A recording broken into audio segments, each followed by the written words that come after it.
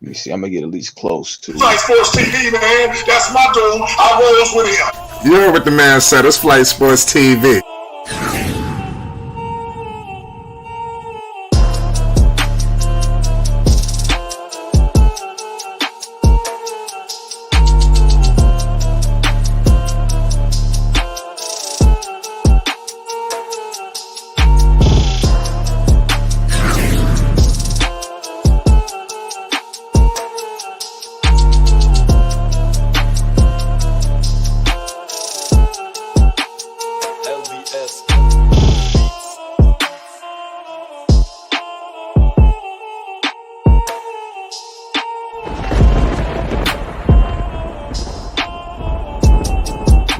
Like I said, Flight Sports TV, that's where it's at.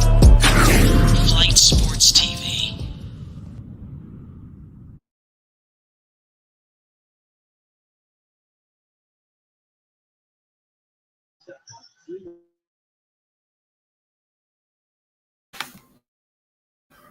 What's going on, people? It's Flight Sports TV. I appreciate y'all for checking with me. You already know what it is. We're back with another one. I didn't even know that we in such a close battle right now involving the Los Angeles Lakers and the Boston Celtics. We appreciate y'all for tuning in with us. We're going to get you up to date. The score is 93-86. We're in the middle of the fourth quarter. It's a hell of an encounter tonight. We appreciate everybody for tuning in with Flight Sports. And this is an old classic bitter rivalry, too. We got to remember that. There's no love lost, obviously. The only thing that changed is the players in the game. And tonight, man, the players that are in the game, we got some returnees, and that's always good, man. Salute to all the people rocking with the Lakers, man. It's a close game. A good one. We got my man Nico Savage in the building. We was just live in there with my man Uncle Vern. A lot going on. AD is back too as well. So salute to Anthony Davis doing his thing. AD, the truth. I'm very excited for Mr. Anthony Davis and his return. He's got them very formidable, to say the least. Very, very much formidable. They're not going to be able to do too much without AD. Nico, what's the deal? What's your thoughts on this game? Well, I will say this and be transparent. I did catch it a little late. I caught it around the end of second and early third. What I can say is the Lakers look motivated, and Rui Hachimura, holy. It's not like he's doing anything great. It's just another young, big body who can do everything on the floor. Yeah, they shoot, pass, handle, get a bucket on the inside, rebound, play with some IQ, and spells AD. That's all that matters. And Thomas Bryant, thank God for him playing so well during the timetable AD was out. But it just sets us up in a position where we can have the floor spread with big men who can shoot, but also get down dirty in the paint and play some defense. And we're looking formidable. So I'm loving the way we look right now. Not to say that Boston isn't, they're not playing to the best of their abilities, but this is the Lakers team that I've been preaching about. I remember, Ted had me on for an interview, and he said I was crazy for saying they should run it back. And the thing is, I understand the key to any team winning is moving the ball around, and they set their team up to be able to move the ball around. It's a lot more young guys who can shoot the ball or are willing to shoot the ball, play harder. You see the only guy that really stuck with us was Wenyen Gabriel. He came and did what he's supposed to, play some hard defense, dive for some loose balls, pause, and do what it takes for us to win games. And that's what we needed. We got a bunch of young guys that rally around LeBron. Darvin Ham, he's more glued than I thought he would be. Honestly, I didn't think he'd be the kind of glue he is now, but he is. And you got these guys playing good, and Russ off the bench changed everything because it was like a spark plug. That's what we needed. He's not a spark plug to start the game. He's a spark plug off the bench. He was able to get Russell Westbrook to take that role without tripping. Don't you agree? It wasn't easy. But we got it done. The thing is, you just gotta get him to try it. I'll be personal real quick. I remember dealing with somebody, and I I was teaching a child something new, which black folk do out here. We be having rice in our soup sometimes. Out there, they don't got no rice in their soup. They had it separate. So he was mad at me when I had put the rice in the soup, and I said, try it. And guess what? He loved it. And that's what Russell Westbrook is going through right now. Loving his spark plug role to where he could play with the young guys that rally around him. LeBron don't stare at him the whole time, making him nervous and shit. You know how it goes with Bron. Bron look at you for anything you don't do properly. You just feel that pressure. And he don't got that pressure on him. Sometimes you do because he do play with Bron, but it's way different when you're a starter. LeBron look at you the whole time, be confused why you doing certain things. But we got AD back. AD with a slip, easy dunk. Lakers up 95-88. The game is back on. We got Tank James out here, still looking fresh in the fourth. Something Zen Master usually complains about and says he usually starts to die out around the fourth quarter. He's looking fresh right now. Yes. And I think it's because he got his guys. Right. Do you think the Lakers gonna make any moves? Are you satisfied with the Lakers now? They need to make another move. Yeah, I think that they were fine. Like even before they picked up Rui is the perfect pickup because he's somebody that doesn't hurt the team. He can only help it. He brings a dynamic that only brings positives for the team. LeBron James fouled by Malcolm Brogdon. He's too big. That's 6'9", 270. Somebody like Rui for the Wizards, he was doing basically what Kyle Kuzma was doing, being a big body, shoot, pass, rebound. You don't need two of those unless they start and they bring different things. So the fact that he's come here, he's brought a whole element that we didn't have. Big body, 6'10", rebounds, shoots. It's all positives for us. So LeBron misses the first free throw. This is his problem. He typically misses free throws when we need it the most his entire career. Yeah. Basil says Lakers just always want more. That's true. Lakers ain't never satisfied. They're playing a curse. I feel content though as a Lakers fan. I do, I know I was on, let's say, a lonely hill saying they should run it back. They were saying blow the team up. I was just saying get rid of a lot of the old baggage. I don't think that we need someone like, no offense to you, Carmelo. We definitely didn't need Kent Bazemore. My fault. We didn't need Dwight Howard. A bunch of those dudes are just old dudes that can't provide what they used to. And right now, we got some young dudes like AD right now looking good. Big body drop step, post hook. He missed it. Malcolm Brogdon with a board pushing in transition. Derek White with the pass to Malcolm Brogdon. Malcolm Brogdon takes a contested layup, misses it. We got Dennis Schroeder in transition, running smooth. He got some of the smoothest game in the league. If I had to just put a smoothness rating, he up there. He top 5 smooth. I love his coolness with it. He's a big pickup for us. Dennis Schroeder, you know what? Let me give him a little flower since we're going to commercial. Dennis Schroeder, I did think he should have came back and re-signed, but he didn't. And he went to, I think, the Celtics, and he wasn't much of an impact player, but he brings an element to our team that we know what we get. And what he brings is something that he has a specific skill set to where he can pass, he can shoot the basketball, play hard, deceptive speed, quickness, smoothness, and hit big shots. And he's like a B tier player. Well, let me say this, a B minus. He's like a high C plus B minus player. And he brings a specific skill set that helps us. And that's what we need right now. We need specific guys that help us.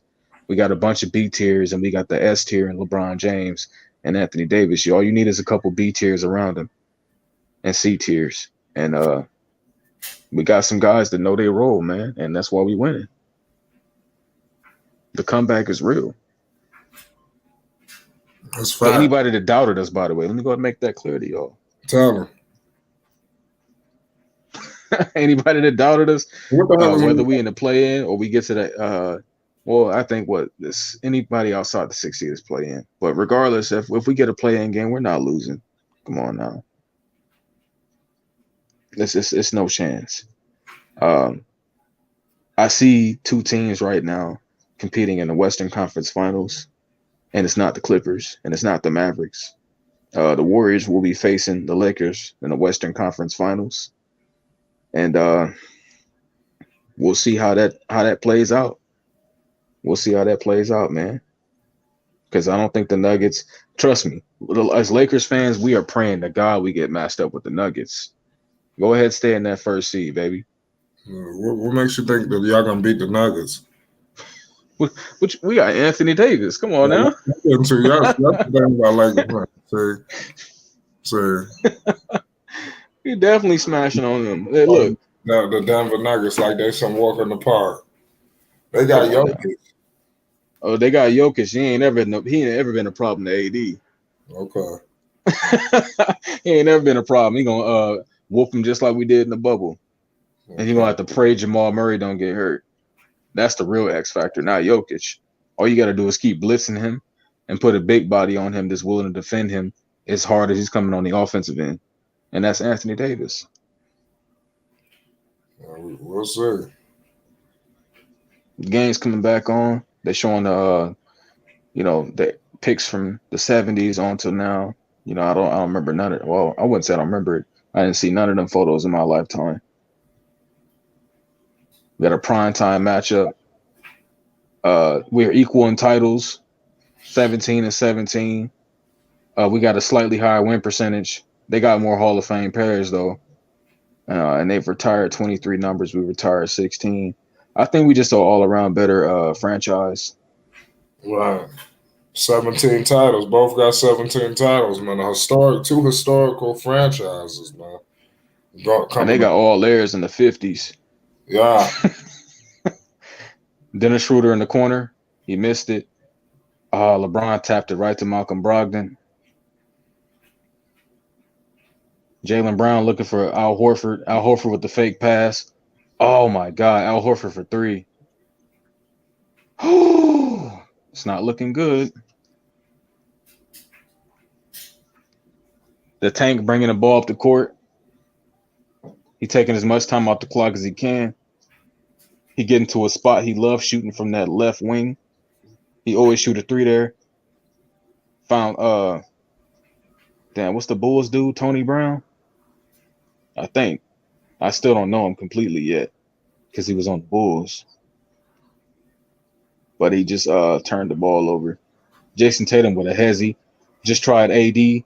AD played God tier defense. And they just called a foul on Jason. I'm saying OD guarding Jason Tatum. 2 free throws for Jason Tatum. They said review it. They asked for the review. They challenged in the call. Let's see the defense. Yeah, that's good defense. Holy. That's arm straight up. Didn't touch the shooter pocket. None of that. That's going to be reviewed. It's going to be our ball, or at least their ball on the. Yeah, we're going to win that challenge. No, salute to the Lakers fans. I see Basil said if you're going to pray that AD don't get hurt. The thing is, that's why we're bringing in big bodies. You know what I'm saying? We already playing 4D chess. Are you watching us? We brought in Rui for a reason. Him and Thomas going to be at that 4 and 5 spelling AD. AD's just right now. We just playing AD so he can get his legs back. That's all this is. We're not finna play AD hard and for the rest of the season. Like AD finna play at the 4. He playing at the 5 right now because of the matchup. But when it comes to those banging down low matchups, come on now. TB gonna be out there. AD gonna be at the 4. We gonna spell AD with Rui. Come on, we already got this planned out. Now, if he get hurt, it'd be something miraculous or intentional. But AD's just not finna get a random injury. We're on commercial right now, waiting for the coach's challenge to be approved and won because AD plays some amazing defense. It's minor contact. It's contact that comes with layups. You can't call that a foul. Everybody has contact laying the ball up unless it's wide open. So you can't do it. Lakers doing their thing. Yeah, we look. I ain't gonna front. We real dangerous right now. Right. Oh, Tell let me the listen to people why you the dangerous. Tell the people why y'all dangerous. outcome. Hold on, let me hear this real quick. Tell me why y'all dangerous. Everybody's so hyped because they got Anthony Davis, big AD in the middle. He is a life changer. Yes, we successfully challenged it and we won. Let's go. Lakers ball with a lot of momentum. Lakers got the momentum right now. I'm telling you. Lakers ball, baby. Look at that defense. I know y'all watching. Come on now. That's like some 2K contest. It's unrealistic the way he was able to keep his body in front of him and go straight up from that angle and contest the shot to perfection. That's why you sign AD. Jokic ain't doing that. That's why we'll beat a Jokic when it matters. AD has came back and turned it up. I got to give it to you. He playing better than I thought. But I mean, it's not over. Number one. You got LeBron and ISO. Finds Tony Brown. AD was waiting in the paint for the ball, and LeBron is over there. This is one I don't like what LeBron does sometimes. AD is sitting here in position, asking for the ball, and LeBron decides to go his own way with it. I think they're calling a loose ball foul on AD right now, even though he was just boxing out. No, we got a good game, 96-95. Celtics ball right now. 3 minutes and 15 seconds left. In the fourth? Yeah. Mm. Malcolm Brogdon with a step back. Holy bucket. 98-96, Celtics up. Lakers timeout. Dudes always try to come out here and hit some crazy ass shots on us. I'm telling you, I got a good team, man. Yeah, I want to. Hey, when you say us, who you talking about? The Lakers? Yeah. Yeah. Hey, but I mean, I tell you what, the thing is, the Lakers always celebrate till the game is over. Wait, Flight. You just said they got a good team? Well, when they want, listen, we got a good team. They got Anthony Davis and LeBron James. I just don't be, like I said, AD. Has Anthony Davis played the way he's playing right now throughout the whole tenure of his Lakers time? No, because he ain't been playing because he ain't been available. No, not only just that. It's just even in the championship runs, he wasn't going to the paint. He wasn't controlling the damn paint. He was just, he was a perimeter player. I see him taking a lot of threes. Slow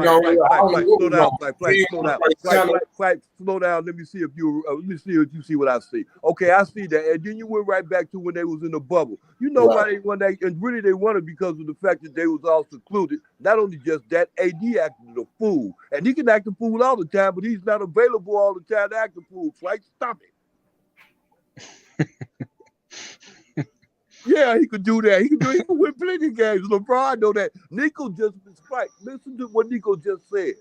Nico just said that LeBron could have went to AD, but he didn't. He just chose to go another way. Why you think? And Nico really don't understand why he did that. Why you think he didn't go to AD at that time, Nico? He old and sometimes got dementia.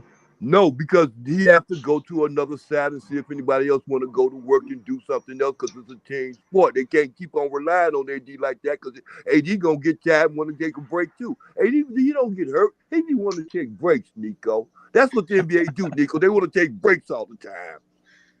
Russell Westbrook didn't want to take a break, Nico. So if he had a little injury, if his finger or his toe was hurting him, he just played through it, Nico. He can't take breaks with 3 minutes left. I mean, come on, Nico. You still ain't getting it, Nico. I'm talking about availability, Nico. Oh, for sure. But, I mean, he's already posted up and waiting for the ball. You might as well give it to him. All right. If he wasn't in that situation, you know what I'm saying? I wouldn't force it to him, but. You hungry. It's like with me. When they didn't come give me the ball all the time, I said, that's all right. I go get it. He did. He actually did a crazy box-out rebound. He worked it, didn't he? And they called a loose ball foul on him, and then we got a contest. Well, I wouldn't say contested, but a slightly contested step back 3 hit on us. Oh. And now we're down, unfortunately, all because we didn't want to go to Anthony Davis. Yeah, well, blame that one on LeBron. Yeah, I just want to make game winning plays, whether people are tired or not. Look, like KD said, let me die on the court. Yeah. And that's something KD been doing too, right? He's been hurt for months for the past 2 seasons. LeBron for 3. Well, Woo-wee! he ain't as bad as AD. He made it. You're a little faster. Yes. 99, 98. And he might be worse than AD. Man tore his Achilles. Oh yeah, well that's bona fide. I'm talking about best bona fide. Some things really ain't too much bona fide. I don't know, Nico. You can't argue with a person about their injuries. They say they hurt. Hell, it ain't me. I ain't playing, so I can only just. I ain't a doctor. I feel AD with a board, a big body board too. Dennis Schroeder bringing the ball off the court. We got 2 minutes and 20 seconds left. Taking their time, 14 seconds on the shot clock. Found AD. AD got Jason Tatum on him. AD finding LeBron. LeBron finding AD. AD with a nasty little hook layup, missed it. Lakers still up though. Al Horford bringing the ball up the court. Finds Malcolm Brogdon. Malcolm Brogdon with a great pass to Jaylen Brown. Jaylen Brown with oh my goodness, what a crossover. Layup right on Hachimura. Yeah, Jaylen Brown got a nice crossover. Yeah, Get Hachimura involved. I want to see him do something. Hey Nico, how did y'all get him? We traded Kendrick Nunn and 3 second-round picks. Oh yeah. Yeah. Oh, 3 of them? Yeah, we sent them 3. Hold on, I'm joking. Who's that, to Washington? Yeah, we sent them to Washington. Ooh-wee. We got Hachimura with the ball. We asking him to get a bucket. Look, see, I just know how the flow of the game work. He passed out though. He got the ball to Patrick Beverly. Patrick Beverly with a fake look. Oh my goodness! Why we let Pat Bev? He almost made it, but there's no way on God's earth we supposed to allow Patrick Beverly to get a 1-on-1 with Al Horford. And they called a foul though on the rebound. Might be a loose ball foul on Brogdon. I think they're considering challenging it. Yeah, the Celtics are challenging it. So we got another challenge inside of 3 minutes. Hey, have they been playing Hachimura and AD together? Yeah, they out there right now. Oh, okay, bet.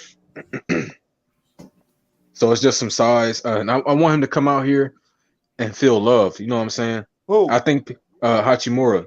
I don't think people understand how much the mental side matters to basketball too. He was not loved out there in Washington, so I want him to feel that and come play his heart out here. Why you made that statement? Why you say he wasn't? Why you say that? Kyle Kuzma came and took his job. Because who came and took it? Kyle Kuzma. Because Hachimura was hurt a lot. He was out in the beginning of the year for quote unquote personal reasons. He missed like a month of the NBA for quote personal reasons. And I think it's because he realized he was out more than a month. Yeah, but I'm just saying I think that's when the relationship became strained but quiet. And it's mainly because Kyle Kuzma is now playing 33, 34 minutes at his position. Okay. And he's coming off the bench, Right. I understand. And this is a situation where he can proudly come off the bench, but we look forward to him doing what we need for us to win. Versus, out late in the game, Kyle Kuzma is out there. You're not taking Kyle off the floor. Well, you talk about with Kyle Kuzma in Washington, but in him in LA, you can take him off the floor because he wasn't doing shit in the fourth quarter. Well, yes, because he's I'll say this: there's a lot of mini LeBrons. And a lot of LeBrons wouldn't play well together, not in a real game setting. In an all-star game where you're just having fun, sure. Yeah. But with me, okay, like what would you just saying, like right now, when you say LeBron, you have to mention LeBron, you have to mention him along with his attitude. Shout out Basil. I got it, Basil. Appreciate it. But you have to mention LeBron, like in that standard, you have to mention with his attitude. And if you mention somebody else in that kind of standard, it's more or less what they have to have that same attitude also. LeBron possesses that attitude. Hachimura possesses that attitude also. Kuzma don't possess that attitude. He try to go act like he got that attitude. Yeah. Yeah, with Hachimura, it comes naturally, but he just don't bring it out. It's like he's shy or something. We'll chalk it off to his Japanese side. Asian people were quote unquote very modest, but I see them as assassins. He's an assassin. He can't fool me. Already, hey boy, hey look. Patrick Beverly, hey, good shot. Hey Nico, Yes. when I first seen him, I said, yeah, dude is good. And then when I seen him play some more, I said, yeah, dude is real good. He got good game. He just keep inside of him. And then when it seemed like, because I didn't even make the notice the difference of Kuzma being out there in Washington and having this spot. I didn't even put them two things together. I was just thinking that dude was on the bench somewhere ready trying to get healthy or whatever. I had the wrong understanding of him. I thought he was, I don't know. Man, him and Kuzma would have been out there. They'd have been killing it. But then Kuzma don't want to get the ball up, but Kuzma ain't got the ball no way. Yeah. He only got the ball. He only got the ball when they give it to him because he don't hustle out to try to go get it on rebounds and stuff like that. Well, Kuzma averaged like 11 boards, maybe 12. He grabbed him some boards. Like he's had a resurgence out there. Like for us, he wasn't that guy, but he's trying to reinvent himself and actually show himself to be the guy. Malcolm Brogdon hit both his free throws. The game is tied. I did want to shout out Pat Bev again. He did shoot a very contested three-pointer and made it. Right now we got Dennis Schroeder with the ball. 33 seconds left in the game. AD with a screen. Dennis Schroeder dribbling in the traffic, trying to beat Jaylen Brown. Finds Patrick Beverly again. Finds Dennis Schroeder. Blow by to the basket. AD in the corner. Oh, AD misses. Patrick Beverly with a fucking tip dunk. Holy shit. I'm sorry. I'm not trying to cuss. Yeah, yo, Flight. I mean, pardon me, Basil. I'm about to call him myself. I did get it. Shout out to you, Basil. Yeah, shout out to Basil. Hey, Rap God told me not to take the week off because there's a lot of construction going on next door. That's why I came on. That's why I haven't been on. My neighbor's been doing construction for like 2-3 weeks, and that shit loud. I don't know what they're building, but they're building something. But it's chill right now, and I'm gonna stream today because I'm hella broke. So I'm gonna stream whenever we finish here for a little bit. And again, shout out to Patrick Beverly for a tip jam. When have we ever seen that in our lives?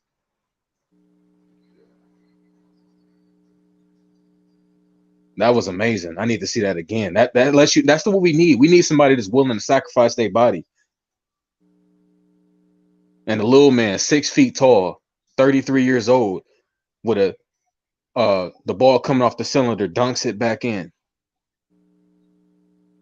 That's amazing. And now we're up 2. Jason Tatum looking dumbfounded. He can't believe it. I can't either, Jason. We've never seen Pat do it. That's why the whole crowd and the team went crazy.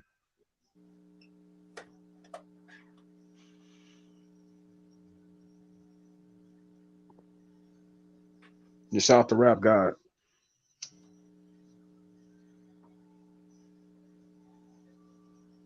That's right, basically. We didn't know Patrick Beverly could dunk, but we got it in the most important part of the game, in semi-traffic too. He beat all the guys that thought they had an easy rebound, dunked it in. Celtics taking the ball out on the side. They call a timeout. Getting the ball to Jaylen Brown.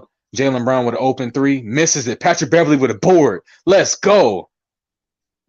This is what we need out here playing his heart out. This is what I'm talking about. Come out here and play your heart out.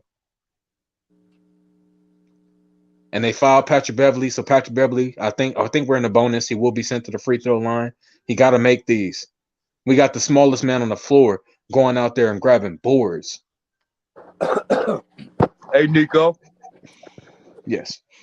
Hey, Patrick Beverly got that from playing out there with Atten out there in Minnesota. You know that, don't you? Not Ant Cat Williams. I'm talking about that other Anthony. Yeah, and Edwards. Yeah, boy, it'll take you long to catch on, Nico. Yeah, he got that from him. Oh, he misses the first free throw. We just need to go up 3. Pat, hit one. We just need to go up 3 so they can't game us. That's all we need. I don't want to get gamed right now. Please. Just hit the free throw. We need one, baby.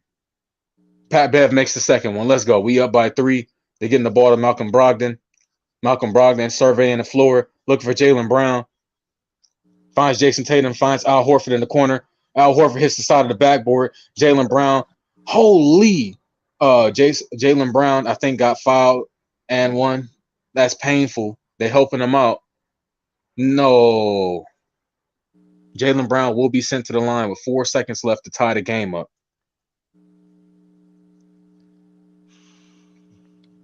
They calling a BS foul on Pat Bev.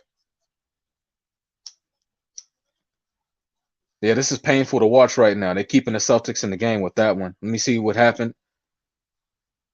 Yeah, they just called. Oh, he did hit the shoulder a little bit, but that's not enough to disturb the shot. But I guess they're going to call it because he hit the shoulder. No challenge necessary. We just got to get a bucket in 4 seconds.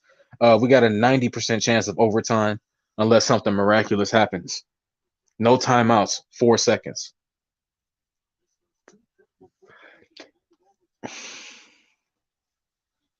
That was a late foul call, Lamont. That was disgustingly late. They said, let's give him something to keep him in the game. Get paid a little more, you know what I'm saying? Jaylen Brown makes the free throw. He is clutch. And the Lakers call a timeout. So now we got 4 seconds left. Lakers with the ball. They're going to get it in the half court. We got to get a shot. Please go to AD. For the love of God. LeBron, please. Unless LeBron's going to the basket, you know what I'm saying? If the tank is going to the basket, for sure, let him take the shot. But we know the tank, every time the game is late, love to hit a crazy fadeaway jumper. And I don't have much faith in that.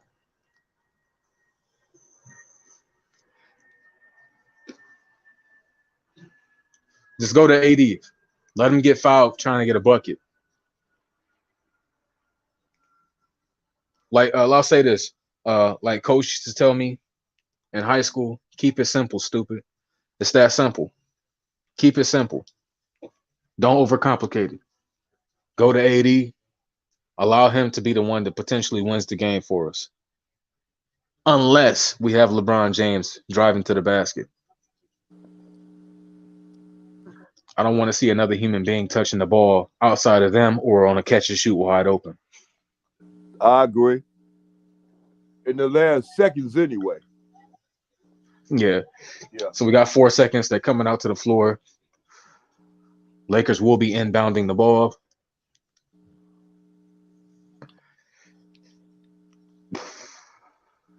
Dennis Schroeder is inbounding.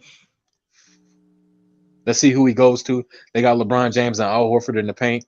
They got AD on Malcolm Brogdon. If you don't go to guy, holy, go to AD. Oh, they got LeBron James deep. LeBron James went to he got, wow, come on, you got to call that.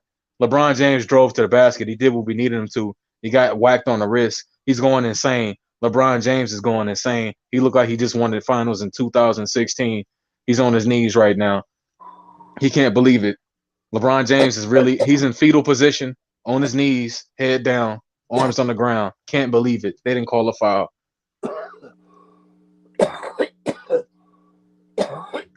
They're playing a replay right now. Yes, he did whack the ball and his arms. And then Jason Tatum did whack him in the left arm. That's the same thing they basically just called on Jaylen Brown. But, of course, because it's LeBron James and he's a big 6'9", 270 tank, they didn't call it for him. And he missed a layup. You got to call that. Come on now. Keep the game fair. You got to call. That's a smack on the wrist. His whole wrist meat is jiggling. Come on now. That's a slap on the wrist.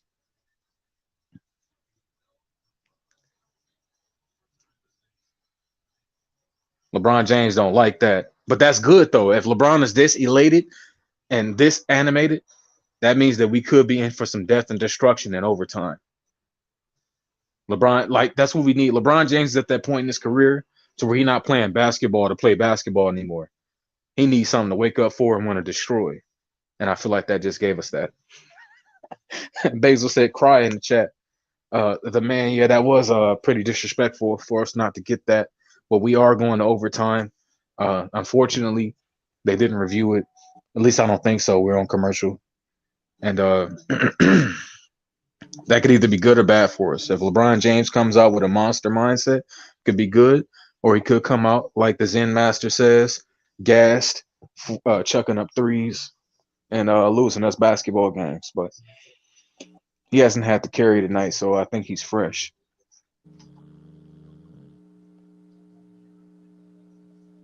I'm just waiting on commercial right now. That was egregious, though. I actually can't let that go. LeBron James smacked on the wrist on a shot attempt, no foul called, simply because he's a tank. And the Celtics was rallying back, so that could bite us.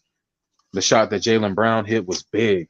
So the fact that Jaylen Brown scored like the last 5 or 6 points, this could go bad for us. Not necessarily, Why you say that? because LA got that. Shout out to the chat, man. Peace and love to you all, man. Everybody hit the like button. If you're new, most definitely hit the subscribe button. You already know what it is. It's Flight Sports TV. We got a lot of things cooking on these Lakers, man. It's big business to close this season. I'm in here with the biggest Laker fan in the world, Nico Savage. He is in the house. I'm in here with Uncle Vern. I see everybody in the building right now, man. What's the deal, Nico Savage? Talk to us. They called a technical on LeBron James, so Jason Tatum is opening up overtime with free throws. That is disrespectful. Like, that is really disrespectful. Imagine if that was Michael Jordan. They wouldn't do that. Jaylen Brown with a lob attempt. Yeah, Jaylen Brown is on fire right now. That's why I say it can go bad. They're looking for him. They're not even going to Tatum. And that's why I say some nights, the Jason Tatum fanboys were at their worst last year. They're a little calmed down right now because he choked in the playoffs. But some nights Jaylen Brown is the best player on the floor and the best player for his team. He misses the first free throw. Thank God.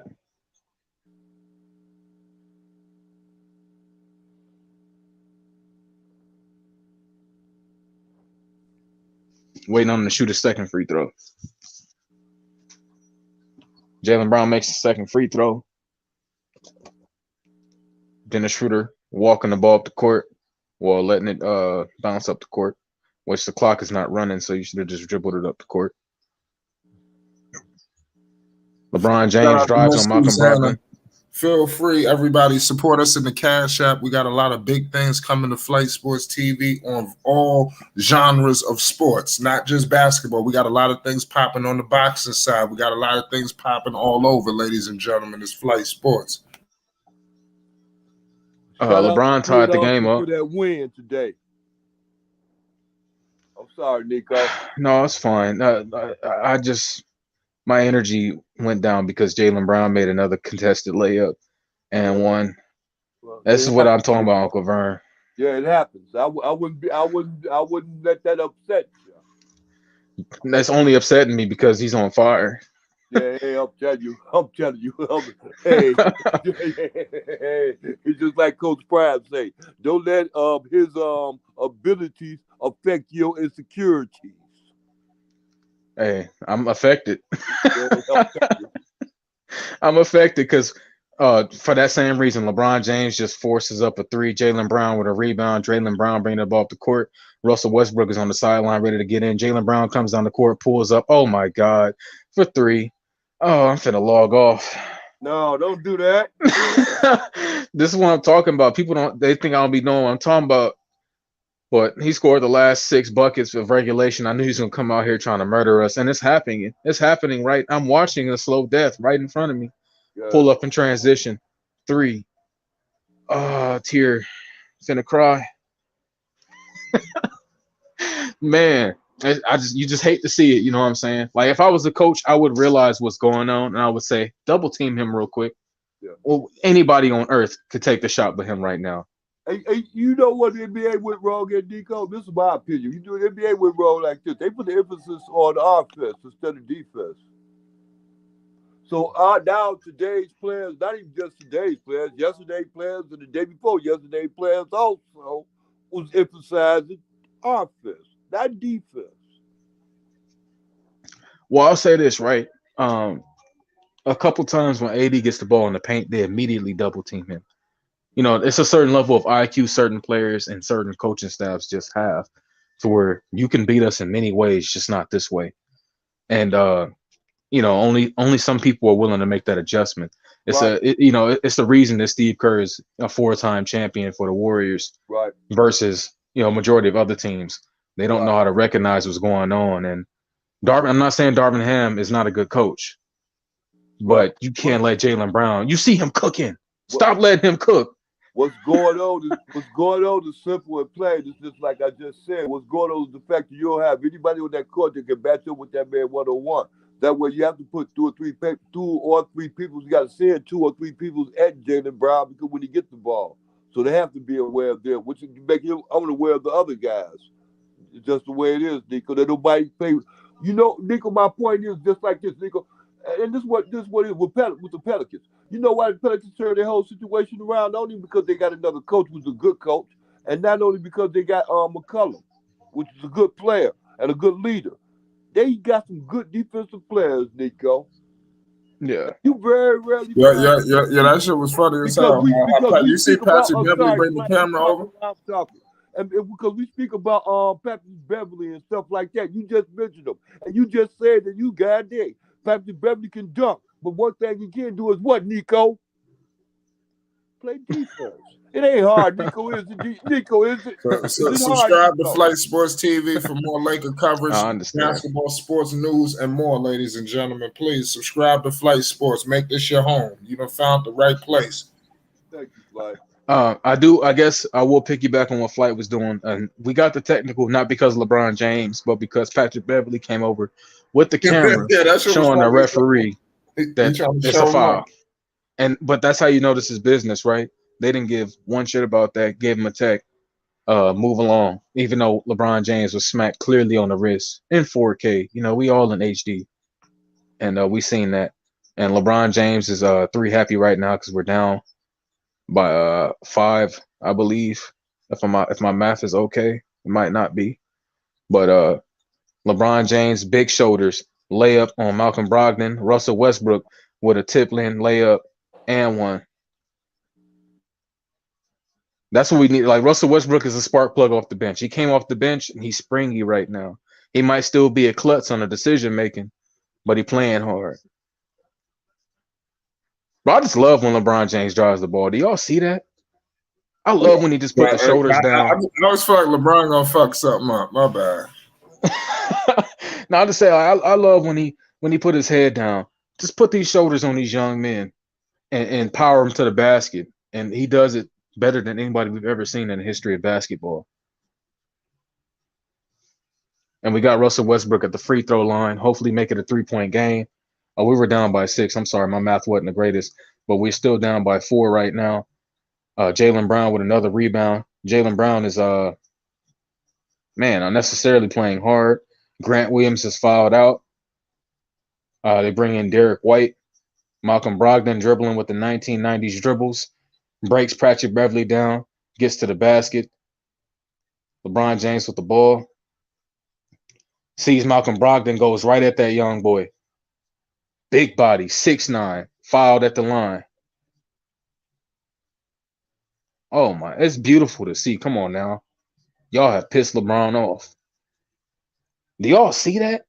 This is 40 years old. He see Malcolm Brogdon, and all he think about is food and dinner. You going to keep giving him the one-on-one? LeBron James with 38 points tonight. 14 of 29, 6 of 12 from the three-point line, shooting 50%. That's amazing for him. And he's 4 or 5 from the free throw line. He makes the free throw. 3-point game. 115, 112. Malcolm Brogdon bringing the ball up the court. Dennis Schroeder on him. 1990s dribbles.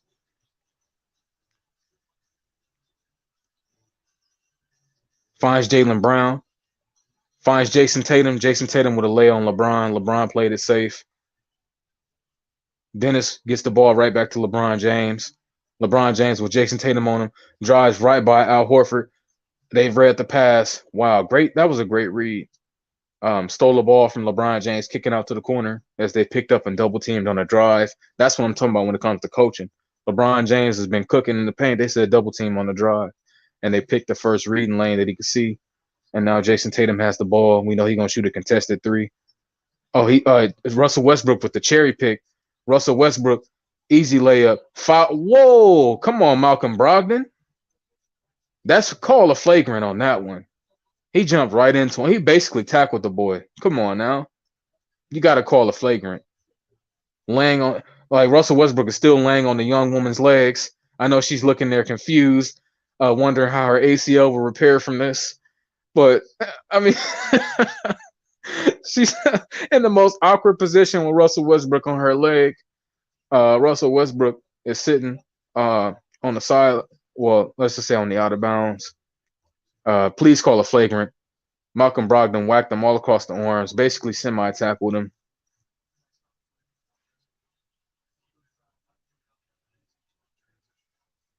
Yeah, you come on, you got to call that. That was a wind-up too. Said Jason Kidd played in the '90s. Yeah, Malcolm Brogdon has the same dribble package as every player from the '90s. When it dribbling slightly became a little bit better, but wasn't fancy. That's him right now. We got Rich the Kid in the crowd. If anybody knows who that is, I do.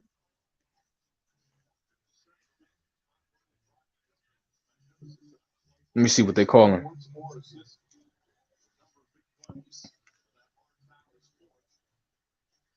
They're reviewing if it's a flagrant right now.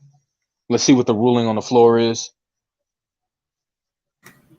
Oh man, the Lakers about to blow this game. Yeah, if we getting cheated. All you gotta do is call a foul on Jason Tatum whacking LeBron on the horn, send him to the free throw line and let us win, but they said nah.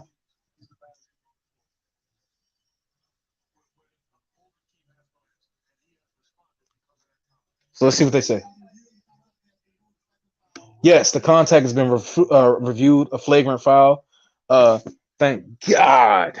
Now let Russell Westbrook hit these two. Does he get two? I don't know. Because he got fouled regardless, so I think he should get 2 shots on the ball if I'm not mistaken. I think that's a flagrant rule. Sorry for my, I haven't seen a flagrant foul on a shot like that in a while. It's usually some side shit. It's a flagrant basically because he could have injured him with a play like that. That's like when we seen Gary Payton get tackled in the playoffs and almost break his elbow. Russell Westbrook is 2 of 3 from the line, 10.7 assists, 4 of 12 from the field. He's 66% on the season. Come on now, we need this. Russell Westbrook makes the first one. Oh my goodness, they touched. When you see that, Flight, tell me if that didn't look a little crazy. It was a little. They touched his booty cheeks a little too intensely. I'm just saying. I've never been a fan of that, even while playing football. We don't have to touch each other's gluteus maximuses. Right. Well, that's supposed to be a good sign of sportsmanship. Yeah. But it's not done. It looks like it's been frowned upon by the new generation. Yeah, no, man, you seen them egregious touches right there. They both came and hit both cheeks, man. Let's try to keep it smooth. This is a good live. This is a good live. We don't want to hit. All right, 80 with some good defense. We're having a good turnout. Salute to everybody rocking with our Lakers. Miko might be a mainstay for Laker post games. Yeah, I appreciate y'all for showing up. Russell Westbrook blocked. Oh my goodness, that's painful. I think they're reviewing it. Never mind. The Celtics calls a timeout. 117, 114, a minute and 8 left to go in overtime. Yeah. I see Chuck Moore say Isaiah Thomas showcases dribbling expertise in the 90s. That's one player out of 180. I'm glad we can only remember him, though. All right, let me see what happens here. He kind of blocked himself. I think Russell Westbrook hit the side of the rim. Oh, he hit like rim backboard area. So no contact. LeBron James sitting a seat away from his teammates, so his mind is going is going in a lot of places right now. We know how LeBron James gets. Wow. He sitting on the bench with a minute to go. They call a timeout right now. Oh yeah, okay. So Thank you, Nico. yeah. So they just sitting there thinking about life. Yeah, vacation, That's a long card. Nico. Nah, we ain't on vacations. We definitely, we get into the playoffs Man, real soon. they're figuring out where they're going to Cancun, and trying to figure out who's going overseas for real. Some people gonna be, going back home. So it's crazy. Anthony Davis need to keep going the way he's doing. I like what he's doing. I don't like that Anthony Davis hasn't attempted a shot in the past 5 minutes. That's AD for you. Yeah. Oh, what? LeBron James out here ball hogging with his anger. Malcolm Brogdon with the 1990s dribbles finds Jaylen Brown with Russ on him. Jaylen Brown. Yes, thank you. Thank you. This is what you do. Don't let him get jiggy with it. And he pulls up. Oh my goodness, bucket. 119, 114. We don't have any elite shooters on the floor. We don't have Rudy. We don't have Tony Brown. You know what? So you know what LeBron James is thinking. Oh, never mind. LeBron James gets to the basket, layup, big body, through them shoulders into Al Horford. That's what I'm talking about. 116, 119, Celtics ball. Jaylen Brown bringing the ball up the court, trying to get an easy bucket. And then he got fouled. Come on. Jaylen Brown with 100 IQ sees the Lakers aren't getting back on defense with a lot of intensity. Subscribe to Flight Sports TV, ladies and gentlemen, for more sports news, updates, and more.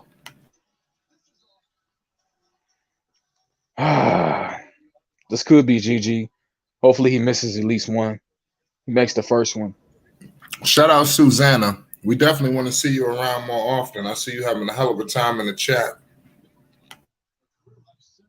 Yes, thank you for showing up. Appreciate it. We appreciate you for tuning in with us, man. Salute to my Laker fans all around the world. Jaylen Brown taking his time at the free throw line. Makes the second free throw. Russ got the ball in. Got it to LeBron James behind the back. Tank dribbling, finds Dennis Schroeder. Gets to the bucket. Dennis Schroeder, easy layup. 26 seconds left. 118, 121.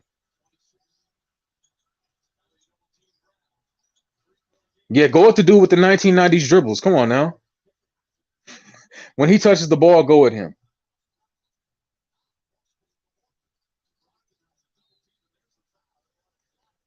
Well, they fouled Malcolm Brogdon. Tried to save as much time as possible. Well, I wouldn't say save as much time, but have us in a situation where we could potentially get a steal before fouling. So we got Malcolm Brogdon at the line right now. He got 24 points, 5 or 6 from the free throw line. He's 88% on the season. Probably the wrong guy to foul. He got a nice 1990s form. Very efficient. Very fundamental.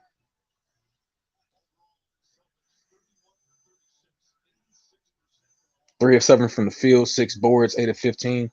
He makes both free throws. Look out for a coverage on that already. Isaiah Curry. LeBron James coming down the floor. I don't think we have. That just flew over my eyes, and I don't know anything about that, and I didn't hear about it. Don't think 80 for 3. Fouled Jason Tatum. LeBron James basically admitted defeat in his mind, even though AD hit the 3, so he walked the ball at the floor, wasted about 10 seconds. And they found, LeBron James is defeated mentally right now. That's what happens to him. He's already dapping the guys up, and LeBron James thing. It took him. They had the ball to begin to play with 11 seconds. LeBron James walks it up floor, gets to Patrick Beverly. Patrick Beverly finds AD. 3 seconds left. AD shoots the ball. I'm going to say 1.1 seconds left. They foul Jason Tatum with 0.6. We do have a timeout for something miraculous if Jason Tatum happens to goof this up, but he would have to miss the first one. He makes it 3-point game. We're praying to God that Jason Tatum misses it, so we can just at least get a last second heave, something to feel good about. But we should have won the game. He makes both. That's GG. unless something crazy happens. But it's 0.6 seconds, so I'm looking at LeBron James. He looked like the tank is defeated. He was defeated since they hit him on the wrist to end the regulation, and he's just gonna be out here for his teammates. But he definitely wants to go home already. He's definitely wanting to go home, man.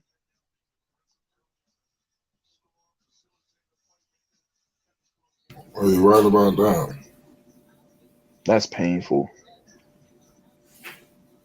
Holy. Just And we pain. yeah, because I knew Jaylen Brown was cooking. And once they cheated us to go to overtime, Jaylen Brown had Yeah, probably what I know it 29. was over. Yeah, Jaylen Brown had about 29 points to with let's say, or let me say 27 points with probably 2 minutes left to go in the first. I'm gonna say in the fourth quarter, and he scored his next 10 within overtime and now, and he played a hell of a game. He was gifted with a overtime, which he shouldn't have had, and he took advantage of it. And LeBron James is sitting on the bench with the towel over his head. The tank is in defeat right now. He will. This is something. This is what we need. This is motivation. Players like him need this motivation. He don't care about basketball just to play it no more. Like I said, he need this. He need a fire. He wanna feel it, and he will be coming back. He's already walking to the. As soon as the buzzers, LeBron is already in the tunnel. The tank is going. He scored 41, 15 of 30, 6 of 12 from the 3-point line, 9 rebounds, 8 assists, cheated to win the game. And the tank is not feeling this right now, man. Dennis That's Schroeder, a tough loss. yeah, Dennis Schroeder over here keying with his teammates, or his ex-teammates. What How the you hell smiling and what the shit? hell's wrong with him? Yeah, like I need people to feel like LeBron, because when you feel like LeBron, you come out here ready to kill. Right. It's Like just even Thomas Bryant, bad mentality. What about Thomas Bryant? I see him looking defeated. But Thomas Bryant is somebody that's in his mind saying that I wish I was out there because he was just starting the entire time AD was out. And he was giving us valuable minutes and we were winning. And not to say that AD is a problem, he's not. But I'm saying that TB is not getting some of the minutes that he know he can contribute to. Probably should have been out there on the floor, running two bigs potentially. But we don't know how somebody like him would stay with Jalen. Them said Jason Tatum, Jalen Brown doing a post game interview, 13 to 23. Was it Jason Tatum or was it Jaylen Brown? I thought you said it was Jaylen Brown. It is Jalen Brown. Oh, okay, thank you. No, I was saying that I don't know how that Thomas Bryant might stay in front of somebody like Jason Tatum. So they kept a lot of let's say quickness on Jason Tatum. You can't beat Jason Tatum for real with size. You got to beat him with quickness. You got to beat him to his spots. If not, good game. Yeah, I agree.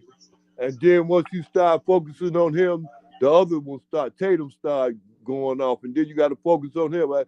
They don't know. I'm telling you, Nico. It's like I was saying at first, Nico. Defense, man. Defense, Nico. Who gonna play defense, Nico? You Well, got a lot of scores. And then what I mean is the Lakers took care of that situation when they got Duke from Washington. That's another score, you know what I'm saying? But I'm telling you, who's gonna stop them other guys? Rui Hachimura is a body that can stay in front of you. He got solid feet on defense. I think the only real problem that came down to it with this game is LeBron James did get fouled on the last play. Usually I don't harp too much on fouls, but that one was obvious. I've never seen somebody get so obviously hit and nothing called, but something like that can only happen to LeBron. Yeah. Look, if it was Michael Jordan, he would have persuaded the ref to reverse the call or the non-call, and he'd be at the free throw line to win the game.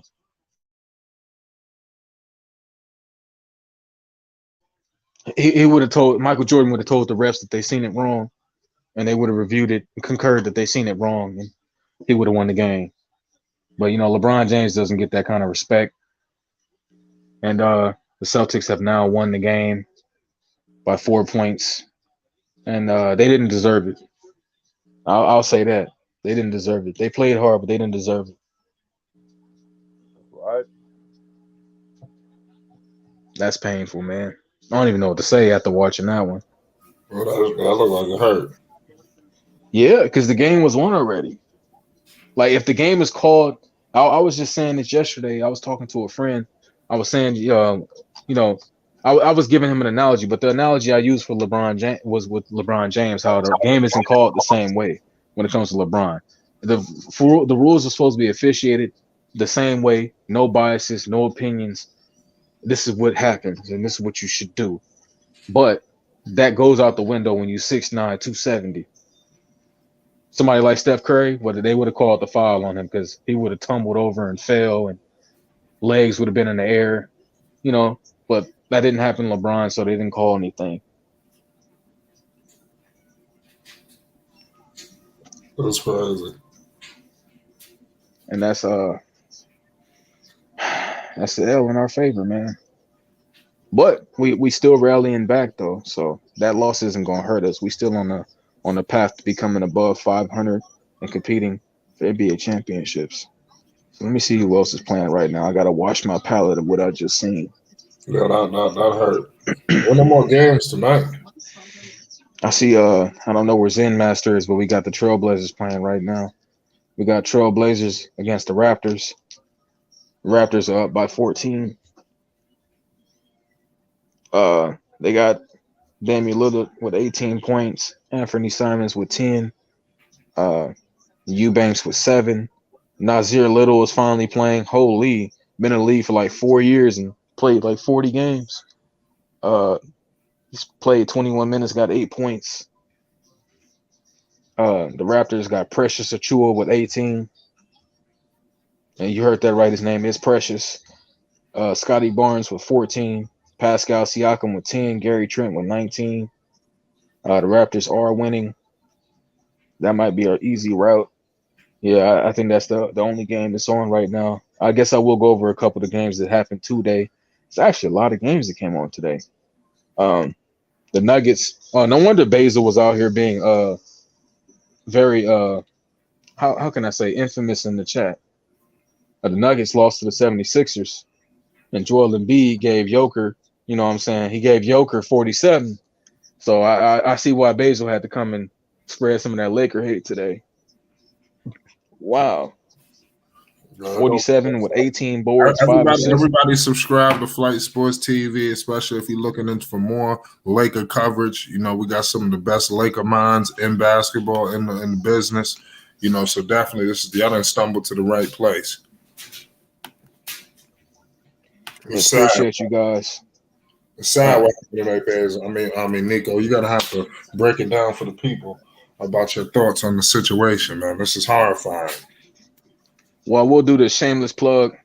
Y'all hit me with a subscribe. Almost at 600. We you know, we finally over the mark. We passed the 550s. We in the 560s. You know what I'm saying? Get me to the 570. We'll get to the 600 soon. You know what I'm saying? We on the slow road to 1,000, and once we get there, it's nothing but up. But as far as this game and my thoughts, the Lakers had it in the bag. Jaylen Brown started cooking and left the game up to, it was a pretty simple game. They left it up to the Lakers with 4 seconds left, one final possession. I said I didn't want to see anybody but LeBron or AD with the ball, and LeBron if he's driving to the basket. And I got exactly what I wanted. LeBron driving to the basket, fouled, but no foul. And we went to overtime with Jaylen Brown heating up. That's a young body. That's a young boy. And he came through with his young experience and energy and sent us home with the extra 5 minutes that they had to play. I probably would have liked to see Thomas Bryant or Rui out there, especially if we're not going to use 80. You know what I'm saying? Like, 80 don't have to be out there if we're not going to use him.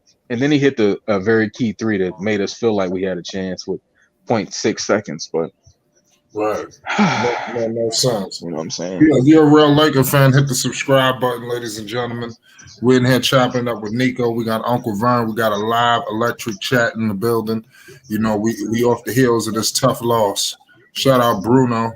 Salute to my man A Stone 8. Shout out Lawrence Taylor. Salute to all y'all that's in the building. Sports. We discussing the Los Angeles Lakers, man. I mean, what about Anthony Davis? You said he cooled off towards the tail end. What the hell happened with AD? How big is what did he? What role did he play in tonight's loss? Uh, you know, I'll say this: AD is AD. He gives you what he gives you, and if you allow him to, if you go to AD, he's going to deliver. The difference is LeBron James felt it within his spirit of trying to win us the game tonight, and he basically did. But we see him. We're playing it right now. Him bouncing around, doing 360 spin moves, pin drops, and as he collapsed to the ground, yelling at the earth, yelling at the refs. Uh, he got hit on the forearm, man. That like the game was ours to win. It's literally like everything was going good. We played well. I don't really have any negative critiques. We played really well. Hey, Nico, can I say at that time because I don't see the game. So at that time when that happened, after all that happened, they lost the ball, and Patrick Beverly turned around and got a technical. He got a technical during the overtime. Well, the beginning of the overtime while I was on commercial break. So Patrick Beverly during the commercial break went and I think grabbed either a cameraman's camera or a fan's camera, whoever's camera it was, and he showed the ref the footage of I'm gonna say of LeBron get hit on the that shit was funny. Right. And they teed him up for that. How much was they down at that time? It was tied game. The overtime didn't start yet. Okay, it was right after. How much at that point right there? He cost them how many points? It was just 1 point. And how much they lose by? We lost by I think 4. Okay. But I think the real difference is when you have great players making great plays like Jaylen Brown, you can't allow guys to heat up, and he heated up. So unlike the Celtics, every time AD touched the ball, we don't double team. We didn't put pressure on Jaylen Brown till late in the game, and he still hit a mid-range pull-up. But that's still better than allowing him to go one-on-one with guys can't guard him. Right. It's just not smart. Like the Celtics are one of those teams that are so well coached that every time that AD gets the ball in the paint, they collapse. And LeBron James got a couple big body layups at the end of the game and overtime. And what they did was a crucial play, a crucial steal. They forced LeBron James to the left, and they allowed him to get by one guy, and they showed him 2 more bodies. And in his mind, he's at this point in his career, everything is just like read and react.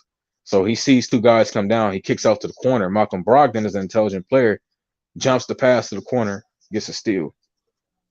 And that's when Jaylen Brown, I believe, comes down and hits the contested mid-range to go up 5.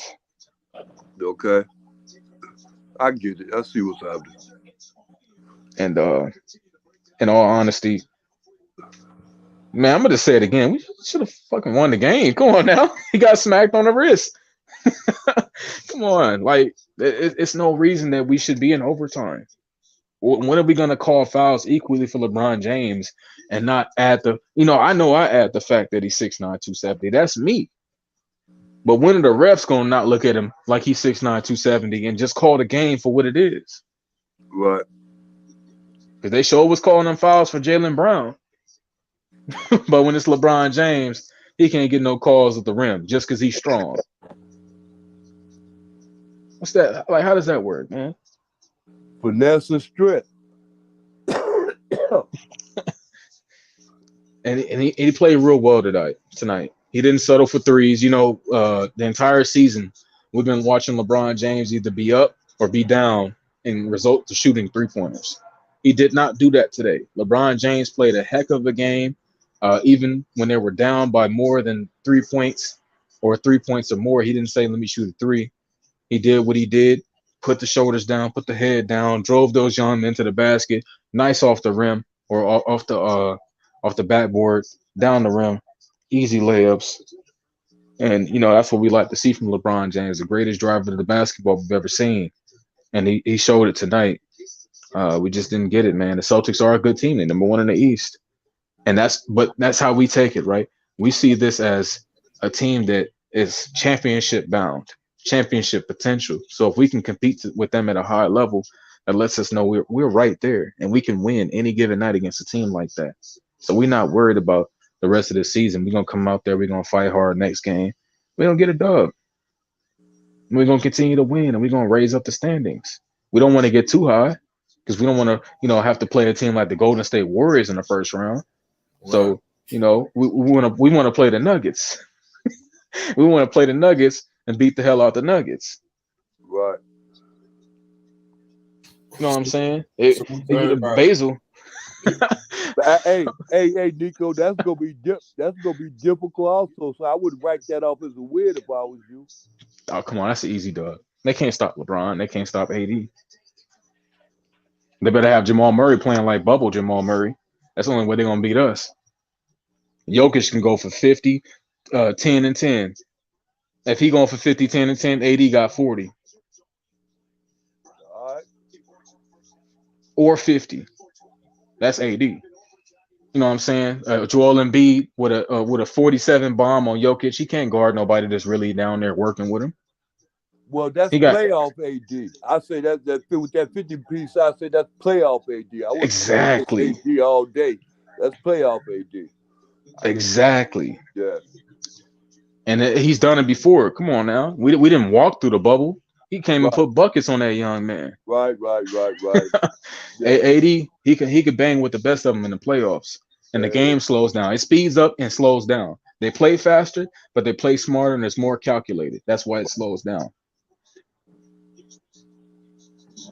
And that's what we need. And I did want to go over a couple of the scores in the NBA.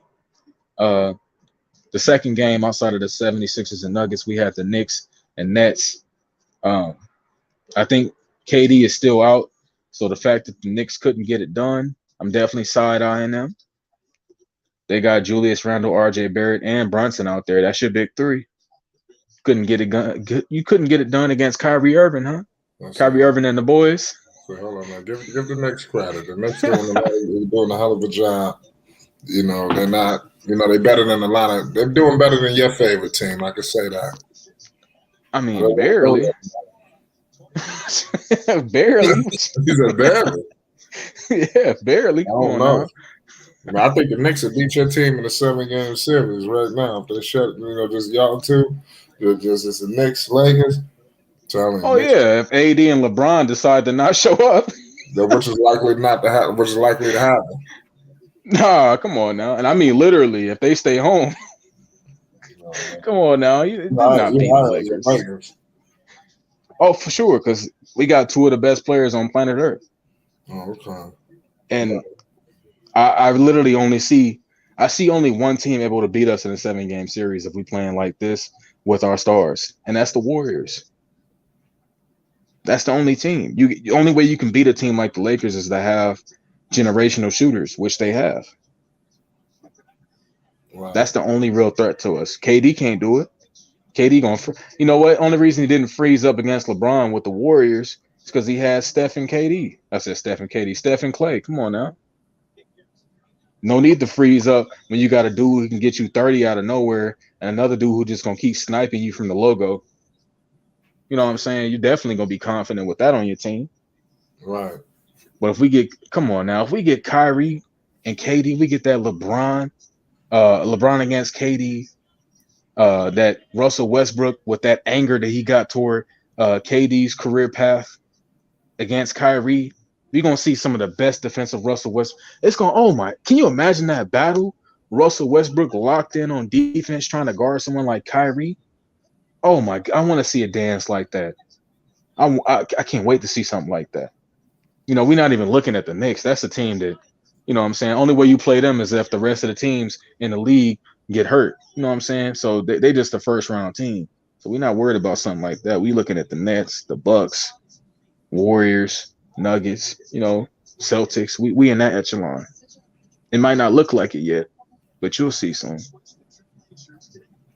And then the Bulls played the Magic today. DeRozan dropped 32, regular season hero. Zach LaVine dropped 32, another regular season hero. Vucevic dropped 26 with 13 boards. Vuce. He's playing better. Didn't he drop like 40 recently? That was something crazy on the Warriors. It was something crazy, wasn't it? He beat the hell out of them. We got Wagner dropping 27. Bol Give him only the dropped about rundown. 4. Cole Anthony had 21, 6 assists, 6 boards. Banchero played 25 minutes, had 9 points. Hello. 9 points is crazy. Rockets and Pistons, we got 2 young teams that won't win for the next 6 years unless somebody takes a huge leap. Notable performance, I'm only going to name one. These are 2 poo-poo teams. Eric Gordon, 24 points. Rockets win. Clippers and Hawks, clap it up real quick. Kawhi Leonard and Paul George are healthy, ladies and gentlemen. I don't know for how long, so enjoy it while you can. They have played basketball today at the same time and not at home. This is monumental for human history today.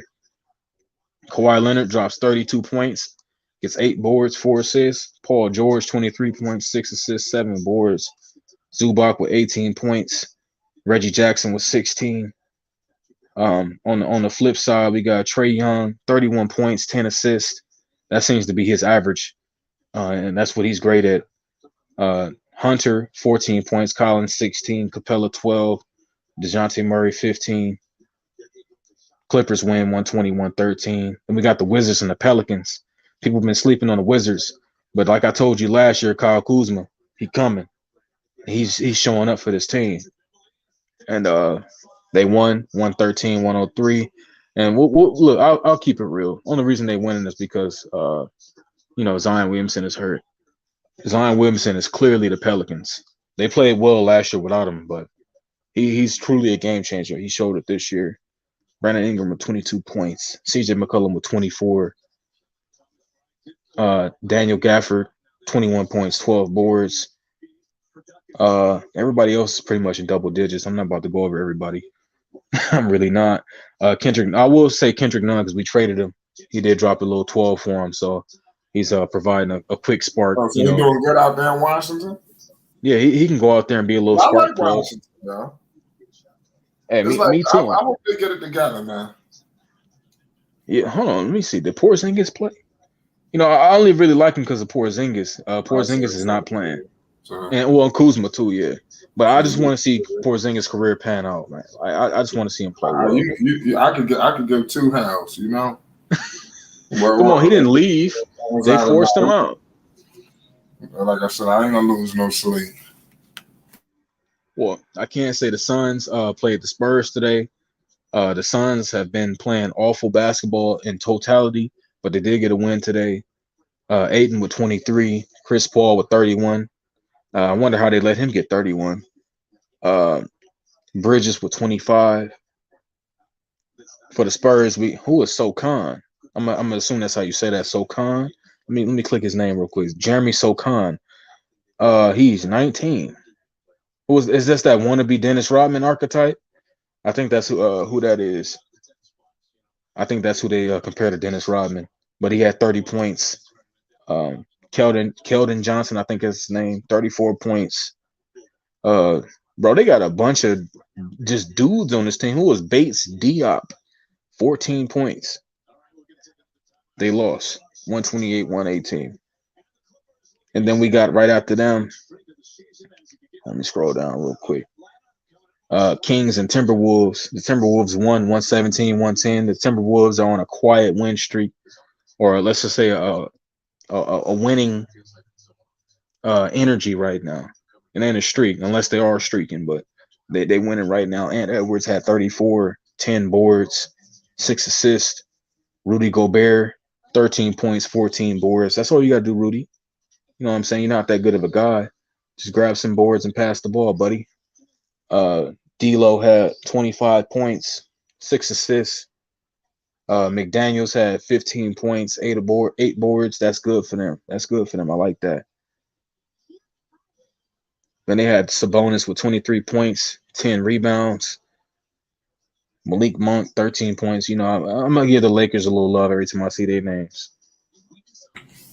Shout out to the Lake Show, man. Yeah, whenever I see ex-Lakers, except for Carmelo, I got to give him some love.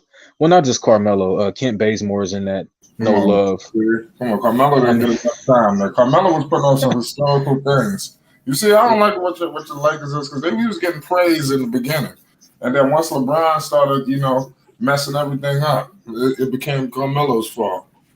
I mean, I don't think it was LeBron. I think the problem was that Carmelo shot like 50% at home and like 12% in away games. So that's kind of a crazy turnaround when you out of the city. Like for instance, I just got a notification on my phone. Shout out Catch Lyrics, pardon me. You says Carmelo's hate. Yeah, it gets scandalous over here with the Melo hate. But I want to tell you something. I got a notification from Bleacher Report. LeBron deflated on the bench. So that's the things that he do. He has these antics, and when things don't go his way, and it's just unfortunate. It's messed up. We cannot say that. He actually got fouled. I can see if he in one of those situations where he didn't get fouled and he wanted to foul call. Uploaded 9. Today is Lonzo. I'm gonna drop a Lonzo before I go to sleep. So that's gonna go out tonight. I got everything ready for Lonzo. Another notable game. That's on shout out to Zio too. Now you go keep talking. We could talk Lonzo now too, but I'll just let that. That's what I'm gonna put out with the last thing I'm gonna do tonight. But keep going. We good. We ain't going nowhere. It's early. Well, I will say this: the Mavericks played the Jazz. Mavericks lost 100-108. I'll do the Lakers score last because that's the most painful. We got Spencer Dinwiddie dropping 35. I knew as I was seeing 35, and it didn't say Luka that Luka couldn't have played. He don't let other people touch the ball when it matters. So Spencer Dinwiddie was able to get 35 for his team, 8 assists. Shout out to Luka Doncic being out. He wouldn't have been able to shine if he wasn't. Dorian Finney-Smith, 11 points, 9 boards. Hardaway, 10 points. Bullock with 19. Then we got for the Utah Jazz, Lauri Markkanen, who's having a breakout year. Finally, you know what I'm saying? People love to say that he was a bust and he wasn't playing well because he didn't do well his first 4 or 5 seasons. Sometimes it takes season 6. Come on. Not everybody develops at the same time. 29 points tonight, 5 boards. I don't know who Kessler is, but 14 points, 11 boards. Jordan Clarkson with 14 points.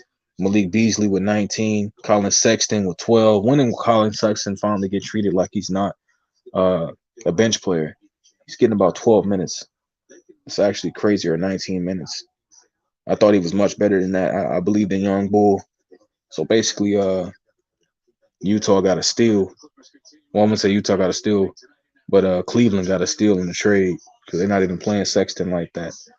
And, I did want to say this. The Trailblazers are actually catching back up. It's a 8-point game. Out of nowhere, Jeremy Grant is playing real well. He has 21 points. And let me touch on the Lakers again. Painful game. We lost 121. Yeah, 25. Give the eulogy to the fans. LeBron James played 44 minutes with 41 points, 9 assists. I'm gonna say 9 boards, 8 assists. We should have won the game. He got fouled as the clock expired. Actually, before the clock expired. So I want to say something. I got something to say about Rob Pelinka once I get a moment. Okay. Once you give me some time, I need to say something involving Rob Pelinka. All right. Troy Brown, 2 points, 27 minutes. You can't play 27 minutes and deliver 2 points. Thomas Bryant, 19 points, 3 points. I'm going to say 19 minutes, 3 points. That's actually insane. But I guess he's adjusting to coming off the bench again. Dennis Schroeder played 38 minutes, delivered us 13 points. I don't think that's good enough either. Patrick Beverley with 15. He's showing his use to the team. 5 assists, 5 boards. Big boards, by the way. Anthony Davis with 16 points, 10 boards. Russell Westbrook, 12, 7 assists, 4 boards. Lonnie Walker with 13 points. Why didn't Lonnie Walker play? I'm worried about that. I didn't even know he was healthy. He played 18 minutes. We should have had him out there. The hell we didn't have Lonnie out there. Jason Tatum had 30, 4 assists, 11 boards. Grant Williams had fouled out with 9 points. Al Horford had 7 points. He's not really out there to score. And then the notable performance of the day because it won them the game, Jaylen Brown, 37 points, 3 assists, 9 boards. Then Malcolm Brogdon came in late too with his 1990s fucking my fault 1990s dribble package. But you can go ahead, Flight. I wanted to add about Rob Pelinka, Mr. Rob Pelinka, because I was watching something earlier today and over the past few days. It's funny what they did with Rui Hachimura. It seemed very deja vu. You know, they got the press conference. You got Rob Pelinka talking about how great he is, how special he is, what he's gonna be able to do. They thought this was the move for the future. That's gonna help the team win. Wait till they start saying he the problem. You know, wait till they start saying that. You know, I can't wait till they flip it. Because they had a press conference for Beverly, they had a press conference for Russell Westbrook. I mean, you would have thought, you know, God Almighty was coming to town. And then it's funny how they just sour on everybody that they bring in after, you know, laying the red carpet out for them. I think it's very unfortunate for the Lakers. Well, when you believe in someone like Rob Pelinka, who's not very believable, it puts us in a situation where the fans come in with these expectations of everybody that comes to the Lakers is going to play their best basketball, and they don't always, not initially. You got to come with a game plan for everybody. Putting on a color don't make you play better. And Darvin Ham is the real savior of our situation. It ain't no Rob Pelinka. Darvin, it's funny because Darvin Ham, you know, y'all was shaky on him like a week ago. So what changed? Because they were shaking the overall sentiment, especially like a week into the season. It was like, damn, did we get the right guy? Well, the thing is, we have a lot of guys that they're not instant success. And what I mean by that is the league is spoiled. Okay. I think people don't really understand how spoiled they are when they watch certain players. Like when you watch a guy, because you know everybody watches the Warriors. Come on now, Right. if any of you pretend like you don't watch the Warriors, I know you're lying.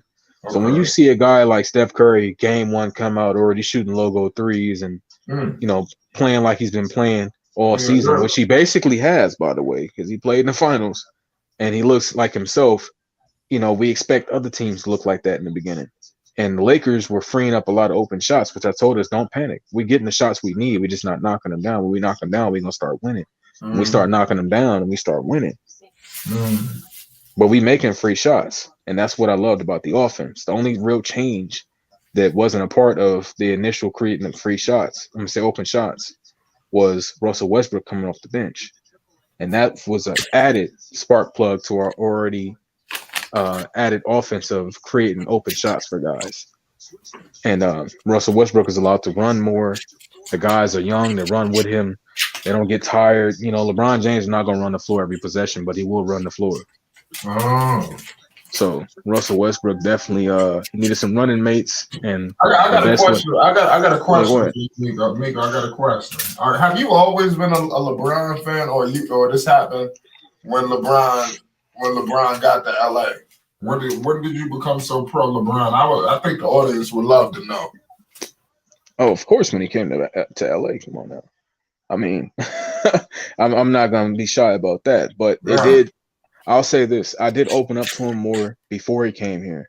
Before all the rumors, the season he had in 2017 was one of the that's when I was cemented in my mind. LeBron James is the greatest player I've ever seen.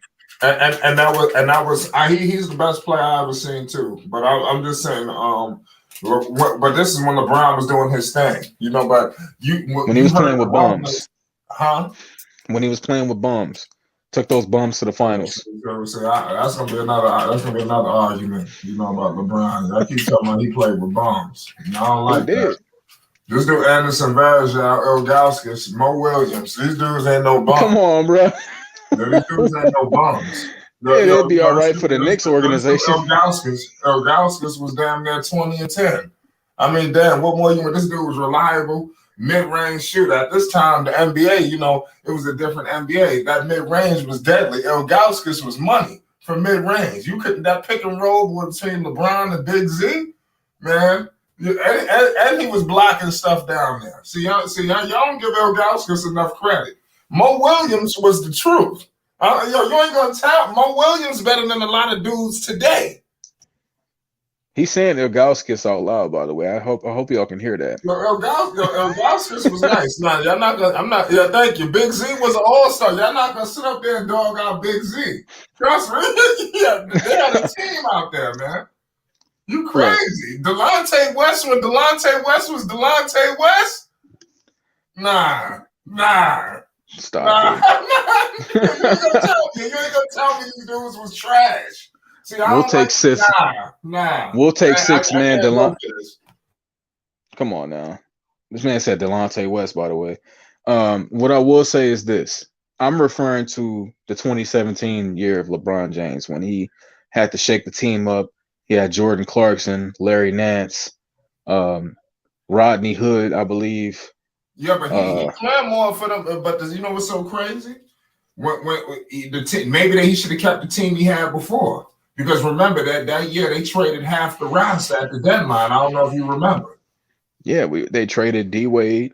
Right. They traded Derrick Rose. They traded Isaiah Thomas. They traded Jay Crowder. They should have kept him. Well, the thing is, they had to get rid of those guys because it was a team. LeBron was basically giving them the cold shoulder. Well, look. Oh yeah, 2018. My fault. We got to tell it how it is. No. It's not the cold shoulder. It's the thing is right. This is how it is for LeBron James. LeBron James had aspirations to play AAU ball. LeBron James is the youngest old head. Let's give him that credit. LeBron James is the youngest old head, and he wanted to play AAU ball with some of his guys. And then he realized those guys was old as hell, and they be drinking, and met. I ain't gonna go there today, but they'll say they be out there partying with the Instagram's favorite people. You know what I'm saying? So they be doing their thing, and LeBron James is basketball first, fun second, especially at that time. He more fun now, but at that time, LeBron James was still trying to take advantage of his opportunity in his window in Cleveland. And that's why we've seen the best basketball from LeBron James. And those guys wasn't on the wagon. So guess what? Time to say goodbye. And he took Jordan Clarkson I agree. to the finals. I agree that team you talking about probably was one of his worst teams. But the East wasn't as strong. I'm trying to figure out who did they beat. You know, they did beat a Raptors team. They beat the Celtics. Stop it. The same dudes you see right now. Kyrie was hurt. If Kyrie was healthy, they would have lost. Stop it. Jaylen Brown. They still won 7 games. Listen, they still won 7 games that year with Boston, and Kyrie was hurt. And that old man went ahead and sent them home. You know what I'm saying? If they would have had Kyrie Irving, they would have lost.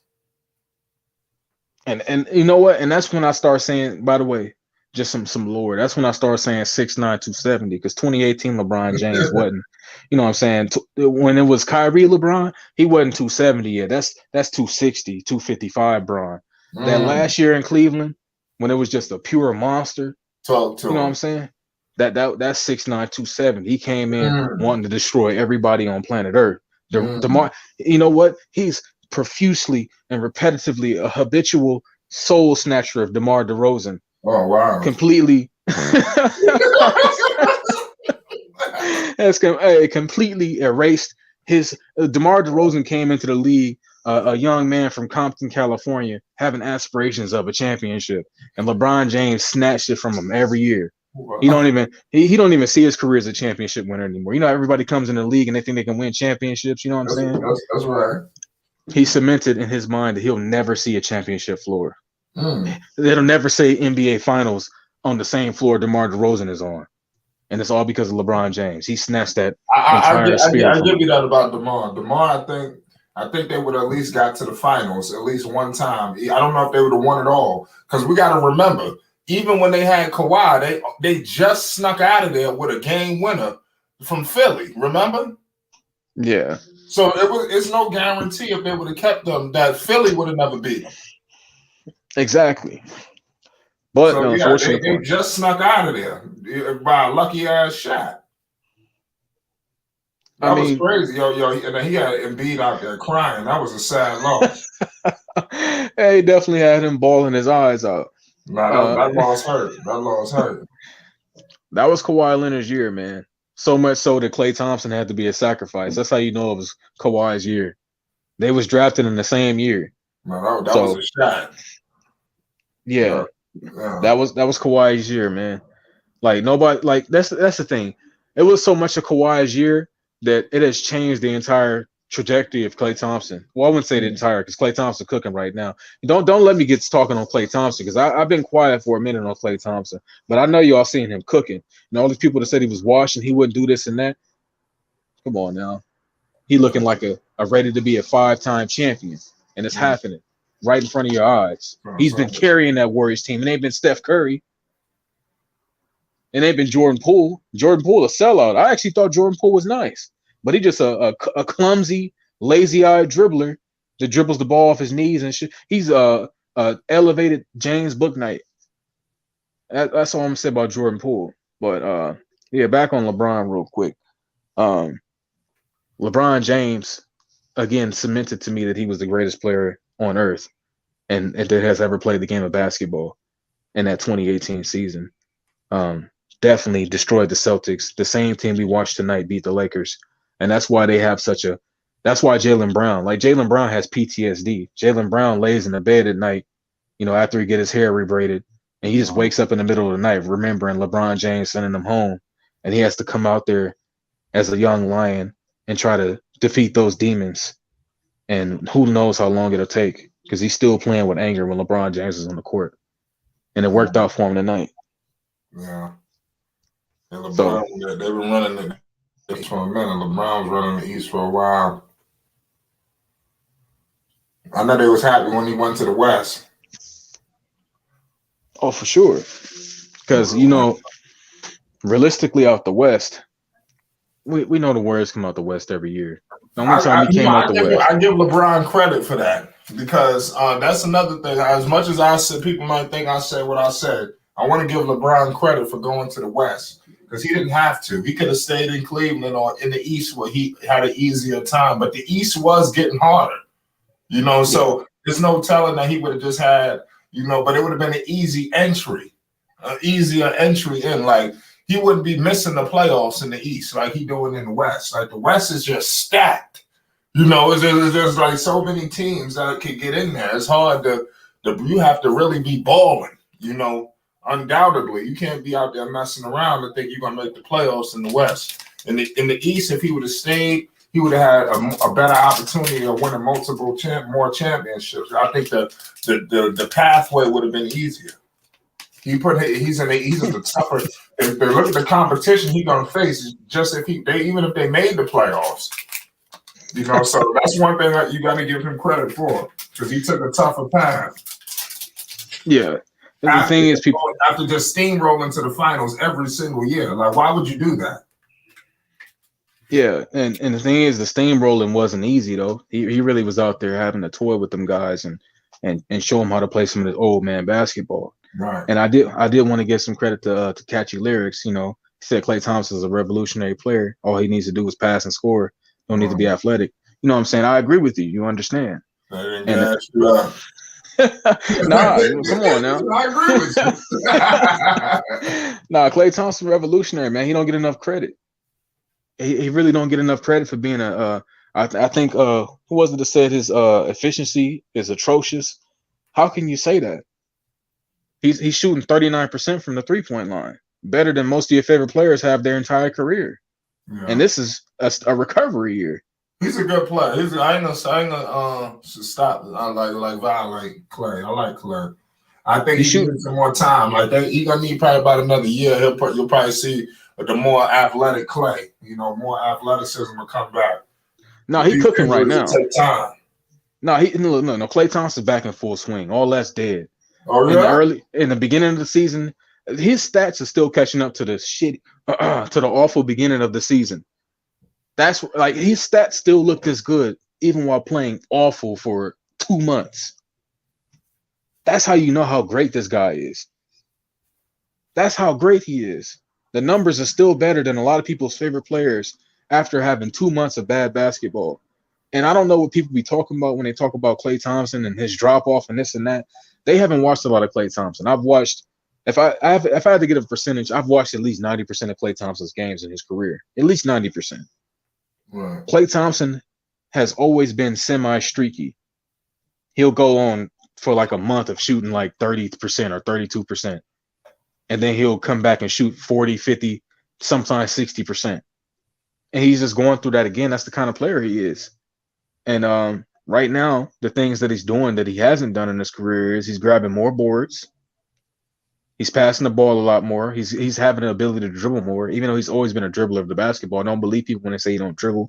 His defense is looking good. Everybody that was hating, they're saying his defense looked like he lost a step. You were lying. You don't watch Klay Thompson. His defense is just fine. I've been trying to tell people, they don't believe me. How can you not believe me when I watch every game of Klay Thompson? I'm just telling you based off of what I've seen and compiled over years. I'm not telling you what I think about him. I'm telling you what I've seen. His defense is still wonderful. Of course, he's not 27. He's 32 now. But his defense is still instinctive. He slides his feet well. He reads passing lanes. He's grabbing more boards. He's passing the ball more. And he's still getting his legs back under him, shooting at a high clip, averaging 20 points. Who averages 20 points in his role off an Achilles, wins a championship? Coming back the next year, averaging another 20 points, playing great defense, still a two-way player. Andrew Wiggins has been out. Klay Thompson's been playing both ways, drops 54 points. Jordan Poole tried to lose that game, and Klay Thompson hit every shot they needed, scored 54 points. Could have had 60 or 70 if Jordan Poole wasn't selling. And that's this season. He could have had 60 points or 70 points right after Donovan Mitchell. I was telling the guys, Klay Thompson finna eat tonight. He'd been seeing the headlines. He said, Donovan, 71, such and such, 50. I know I'm better than these guys. And he came out, won the game, did what he had to do. And he said, Chuck Moore said, I'm still trying to see what really drives Klay. Winning. When you're a championship guy that has been in the championship for so long, same thing with LeBron. Like I said, basketball doesn't excite him the way it used to. The matchups do. You wake up for matchups. You wake up for certain cities. You wake up for certain environments. You're not waking up just to dribble the ball anymore. Like LaMelo Ball, shout out to LaMelo Ball. He still got the baby brain. He just loved dribbling the basketball.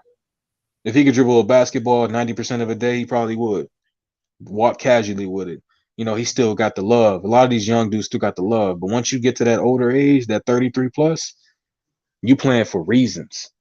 And Klay Thompson's that kind of guy that when you seen him play the Suns, right? I don't think Devin Booker was out there, but Klay Thompson came out to kill. He came out to kill. They lost, but he came out to kill. And when they played the Grizzlies, because the Suns ain't no real problem. But watch Klay Thompson against the Grizzlies. All them little niggas that been talking all that junk. Klay Thompson comes to destroy them. Celtics, Klay Thompson comes to destroy them. Certain matchups. And that's what happens when you're a champion. Even Steph Curry, right? Steph Curry is all around. Steph Curry is probably the best casual player I've ever seen. Because he's a jump shooter. LeBron James, even if he's having a bad shooting night, he's still going to put the big shoulders on you, 6'9", 270. It's easy. But somebody like Steph Curry is going to shoot a lot of jump shots. And he doesn't wake up to play every game. But he does have the conditioning, the mind, the spirit to have such a casual game that's still above everybody else. But certain games like the Celtics, we seen him when he caught the ball at half court on that steal and just heaved it. Come on, man. That's when he locked in. He had the ball for a second. Didn't even see the court. Heaved it up. Bucket. So it's a whole different mindset for certain matches. Like LeBron James, even though Flight went ahead and took that jab saying he was what was he, defeated on the sideline? I think I said he was defeated. No, I didn't say that. That's what Bleacher Report said. You definitely read that off. Yeah, well, that's what they said. I didn't read it. I just read what they said. Look. He looked defeated. He was. Matter of fact, Nico. Hold on, just for a second. I'm sorry, Flight. Matter of fact, Nico, you said it yourself. You said he walked straight to the down the tunnel. Yeah. Look, man. He went down that tunnel real fast. I pictured that going. When you said it, I pictured that, and that ain't lost that same temper. Explain yourself. Look, man. Look, when you lose a game like that, you can't fake smile in front of guys, man. He's too old to fake smile. He's been the perfect human being on the basketball court for too long. You know what I'm saying? He has meltdowns occasionally, but when you lose a game like that, when you know you got fouled, you felt it. That's a smack. I'm telling you. Look at the play again. His forearm is buff. The muscle meat was jiggling. That's how you know he got hit. And no foul. And even though they just called on the other end, Jaylen Brown getting hit over the shoulder by Patrick Beverly, the lightest of tap and one. But on the other end, LeBron James, again, because he's a tank, can't get the foul. Of course he's defeated. So he had the towel over his head, thinking about what kind of whiskey he gonna drink and what kind of let me see if they playing home so I can write my story properly in my head. Let me see if the next game is home. No, they still on the road. So he on his way to the Long Island Nets, whatever they are, Brooklyn Nets, and he chilling in a 5-star hotel, ready to stare KD in his eyes while he on the bench, and to go with Kyrie. You know what I'm saying? He's already compartmentalizing it, realizing he got sold. It is what it is, and he's on a path to doing what is necessary to sign the Brooklyn Nets.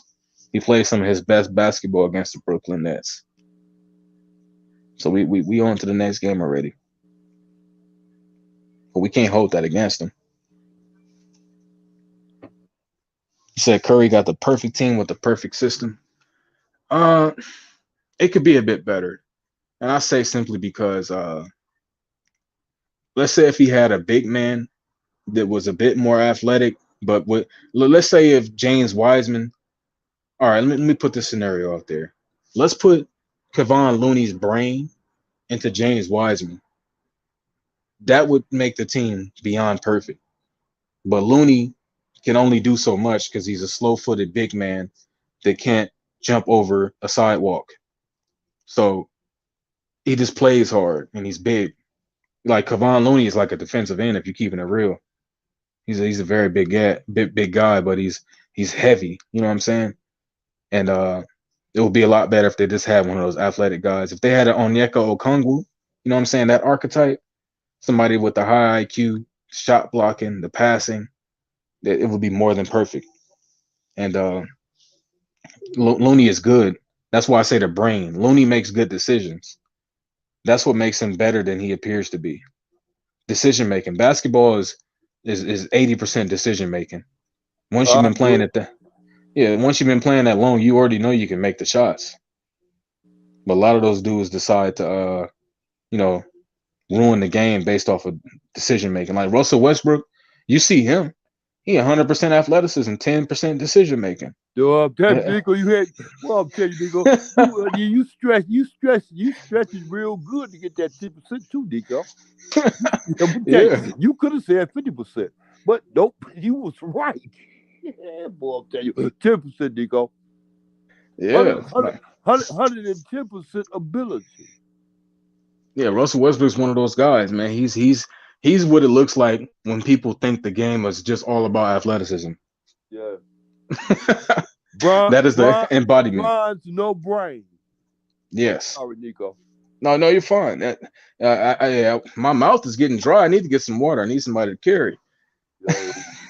Yeah. I need, please carry a little bit. I just at least gotta give me some water real quick. Go ahead, Nico. I got it.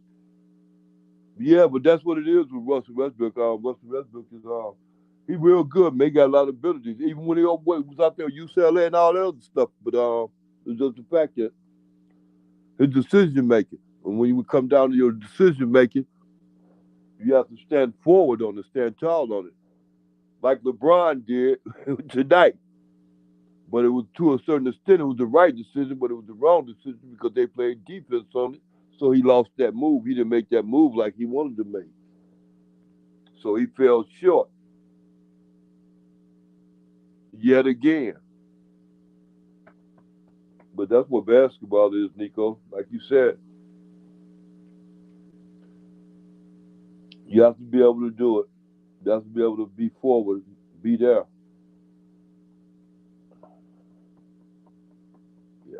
Yeah. But while you go, Nico, shout out to Kid Austin. Shout out to Kid Austin. He won that fight tonight. Yeah. You said who won it? I said Kid Austin won that fight out. Yeah, that's facts. facts. Tonight. Shout out to Kid Austin. Yeah. What up, Mike? No, shout out to the defeated champion, man. Everybody that pulled up for the fight, man. It was a big fight. Oh yeah. Oh yeah, it was. Yeah, a big encounter tonight. I was ecstatic for that game. Oh, hey, Flight, I'm waiting for him to show it on YouTube so I can see it on the what's today, so I can see it on YouTube. I don't know when it's gonna come out. It might be tomorrow or something, but I'm hoping to be soon so I can see it. Me too. Yeah, I would say you said you too, Flight. Yeah, I mean, I seen it already, but definitely always want to get the replay. Yeah, all right. I did. I Yeah, but it's crazy what happened today with your Lakers, man. With the Lakers, with Nico's Lakers. Well, ain't nothing wrong with that. You know, I'm just saying, the Lakers, you know what I'm saying? The best they can do is play for, hope for the playoffs and make the playoffs. And if they do that, then that's, you know what I'm saying, that's half the battle. That's half the battle. That's what you're trying to do, get the playoffs anyway. Maybe you can go further. It ain't like they ain't got a goal to reach for. Right, you're right about that. Hey, it ain't like they the Bulls on Flight. No. Hey, Flight, you think it's over with for the Bulls? Nah. Your honest opinion. Man, it's over. Nah, I don't know, man. It was no, Flight. Flight, I'm gonna get you officially. I almost got you officially. Because Zoe came back. I see Zoe coming back in February, Flight. Well, like I said, we got a report today. Hey, man. Something on Lonzo Ball. Like I said, I'm going to have a report coming out soon. I expect to see UFOs in February.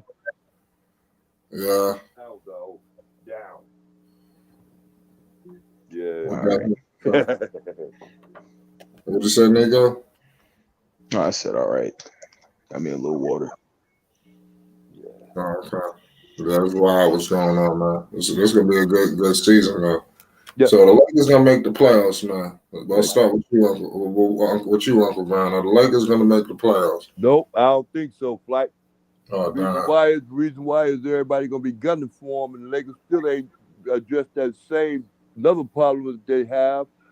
They address the scoring part, you know, a third score, but they have to address the part of the defense, especially defense in the front court.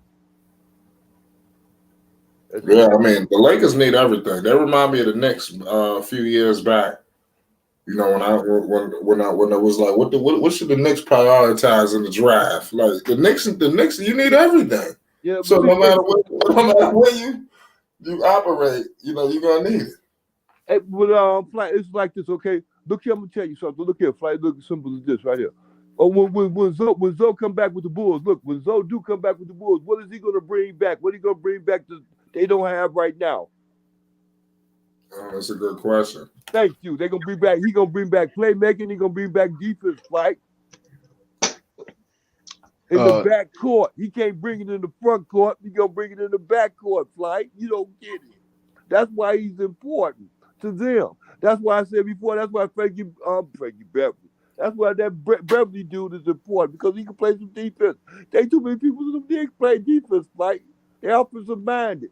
But when you talk about players, that's what you're gonna get. Them the kind of calibers of players that you get.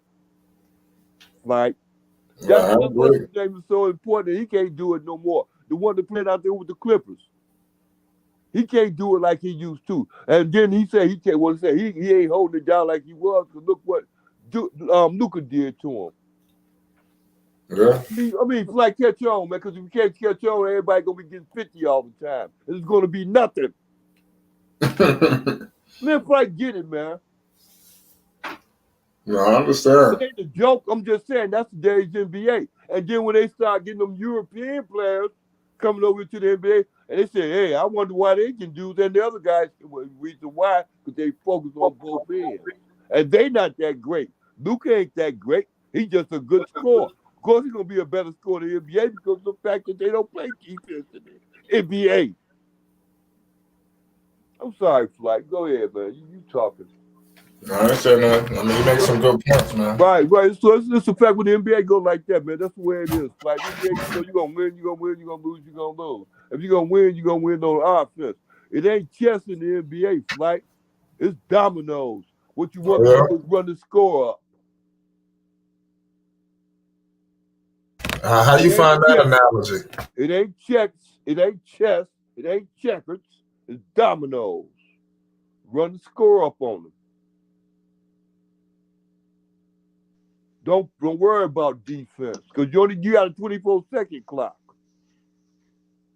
You can't hold the ball no more. This ain't Indiana. Bobby Knight. This ain't that no more. You can't sit up there here, hold the ball here, throw it. They don't work like that. You got to move that ball. You got to play. It's a difference. Now I got another notification. What's that? The refs admit LeBron was fouled. Pool report says that was contact on James' late layup and referees missed the play. You see, they're coming to save him right now. Right. They save themselves. What you mean? That's the NBA covering themselves. They let them be known, man. LeBron and the Lakers should have won the game. Yeah. And Beverly shouldn't have got that technical. Well, that's facts. Well, I'll tell you, Nico. It's conspiracy, Nico. They're against the Lakers. For sure. They're against LeBron. Oh, definitely. No matter what he do. Even if he do right, he wrong. It's cool. All he got to do is... Look, all he got to do is start saying Jordan is the greatest of all time. They'll let him do... I'm telling you. Hey, Nico. Hey, Nico. Look, they'll let him away.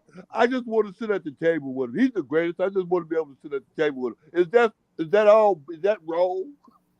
Is it wrong? Yes. That is very wrong, unfortunately. So you think that's something to do with Michael Jordan? Yeah. Of course.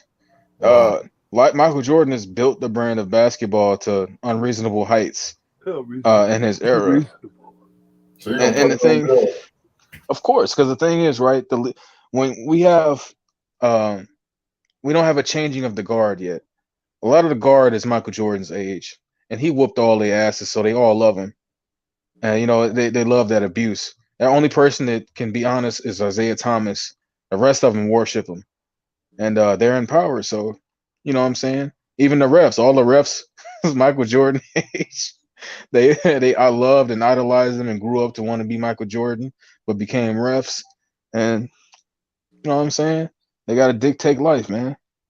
But Isaiah Thomas made his name off Michael Jordan, to be honest.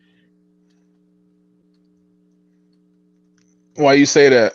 Because simple ways. Because I knew Isaiah Thomas when he was in high school out there in Chicago. And I knew he was an All-American. He was fast All-American and everything. And I knew when we went up to Indiana and played with Bobby Knight and all that other stuff. I knew all about that. But when it came down to him being the champion, to a certain extent, when it came down to him being the champion, he was the champion in Indiana, sure enough. But when he came down to the NBA and being the champion, he made it on a whole different attitude and a whole different understanding because the fact that he was jealous, because the fact that he picked up that reputation of being jealous because he's from Chicago and he out there in Indiana. And the greatest player that ever played this game, the greatest player that was playing then at that time was Michael Jordan. He knew it.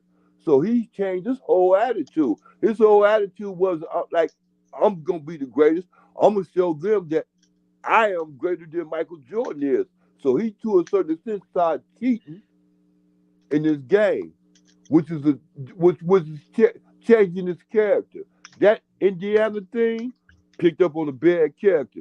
That what's the name thing going out there to Detroit and all that stuff picked up on a bad character to a certain extent because of the fact that Indiana was anti against Chicago.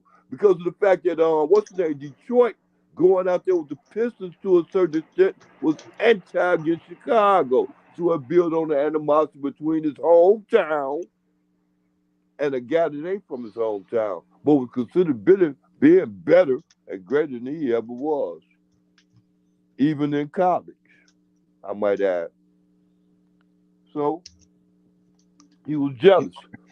Same way Well, when Nico not bringing to this are you part. good? Even that part when he went up to that sportsman-like, that's one thing about football, basketball, anything else.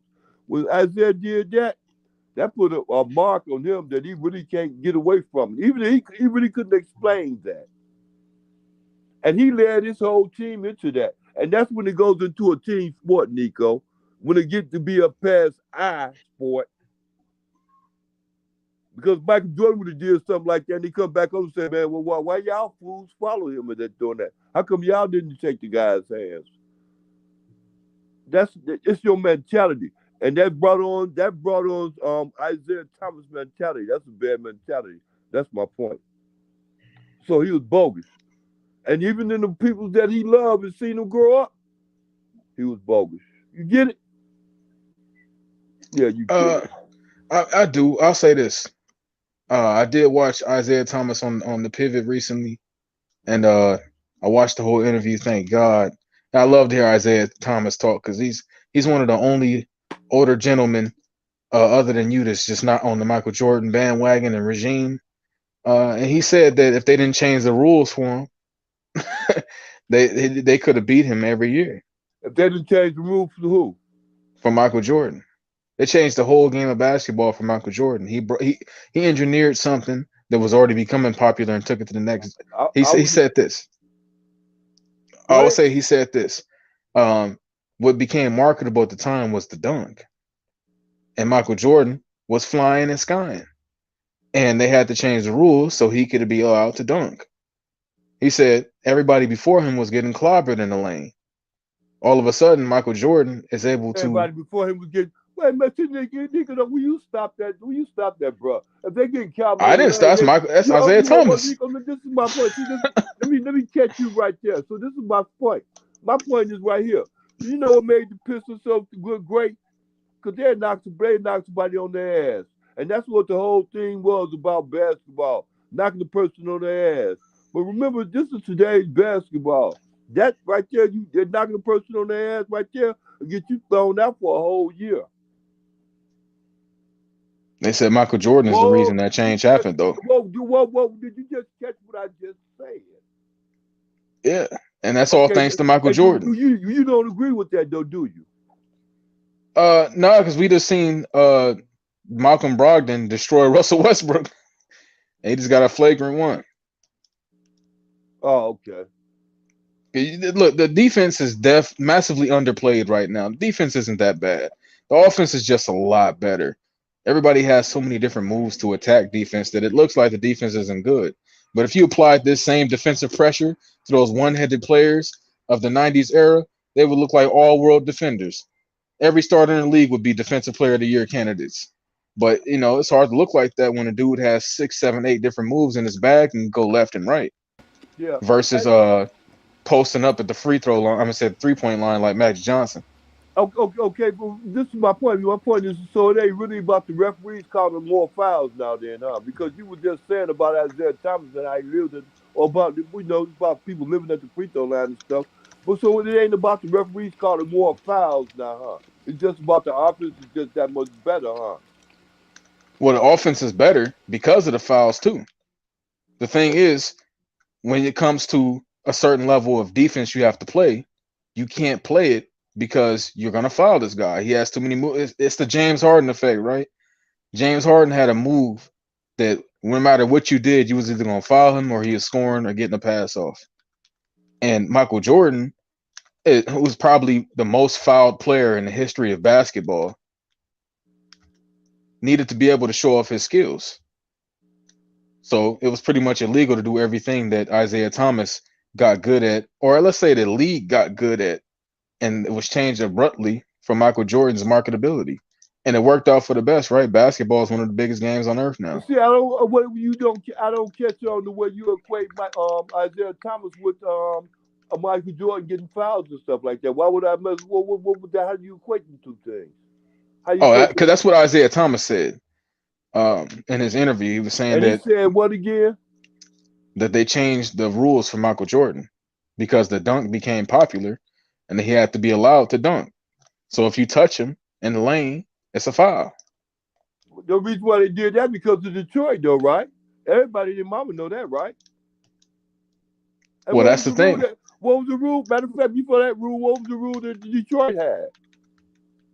Shit, I don't know. Yeah, I'm you be know the honest with you. goddamn rule. You remember that rule. What was the rule?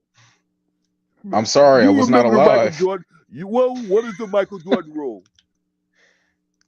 Uh, What was, as far as Detroit concerned, what was their rule? Stop what? it. Knock him on his ass? I don't know. Yeah, no, I'm telling you, they're gonna take you long to catch y'all. Nico, stop it. I mean, I would have too. Yeah, You're talking about this fucking. I'm sorry.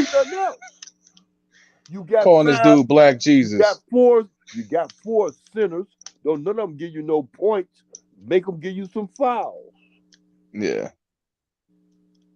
I understand that. Well, you how do you who don't? But I just, I just hate the way that it comes off that didn't become popular until Michael Jordan became popular. The Black Cat, Black Jesus, the Bald Assassin. Yeah. And unfortunately, he changed the game of basketball to what it is now. As much as people want to hate on what it is now, thank Michael Jordan, baby. Come on now. Right. I agree. And Isaiah Thomas is one of those guys that didn't submit. Everybody else is submitted. Most of the other guys have said, "Oh, we couldn't beat that guy." Isaiah Thomas is still under the impression, even in his 50s, that if they didn't change the rules, we definitely could have whooped him. Oh, he's probably 60 something now, but but tell you for something, him, man. Isaiah Thomas is a shithead. Holy shit! I want you to go listen what Scottie Pippen said about Michael Jordan before you take Scottie Pippen's side. Go listen. Where did to what you Scottie come Pippen from? Said. I've been here. I mean, in this specific time, I've been here What's up, listening to your cap as usual. What's up, Uncle Vern? nah, bro. Listening to your generational cap as usual. Hey, it was making sense to me. Oh, exactly. Thank on. you, Uncle Vern. Thank you. The rules changed for Jordan. Oh, whatever. They did. Get out of here with that nonsense. Look, this is what Isaiah Thomas said. Hell with Isaiah Thomas. He's a jealous, bitter bitch, and we all know it. Come on now. Just because he's not Jordan doesn't mean he like all that. He's a jealous, bitter bitch. He always been. Yeah. Jordan took his city from him. He don't like him for it. He should have stayed in Chicago and played for the Bulls. Then that's the game he'd be playing for the Bulls now. Shit. For real. You know what? He addressed people like you too. He said they like to say that I didn't like Jordan, but I had my family looking out for him in Chicago. Yeah, sure he did. See? Now we don't believe Isaiah Thomas, but we believe Michael Jordan. The most evil, spiteful, baldest player in history. Hey, Nico, what was they doing? Riding around protecting or sending them tickets?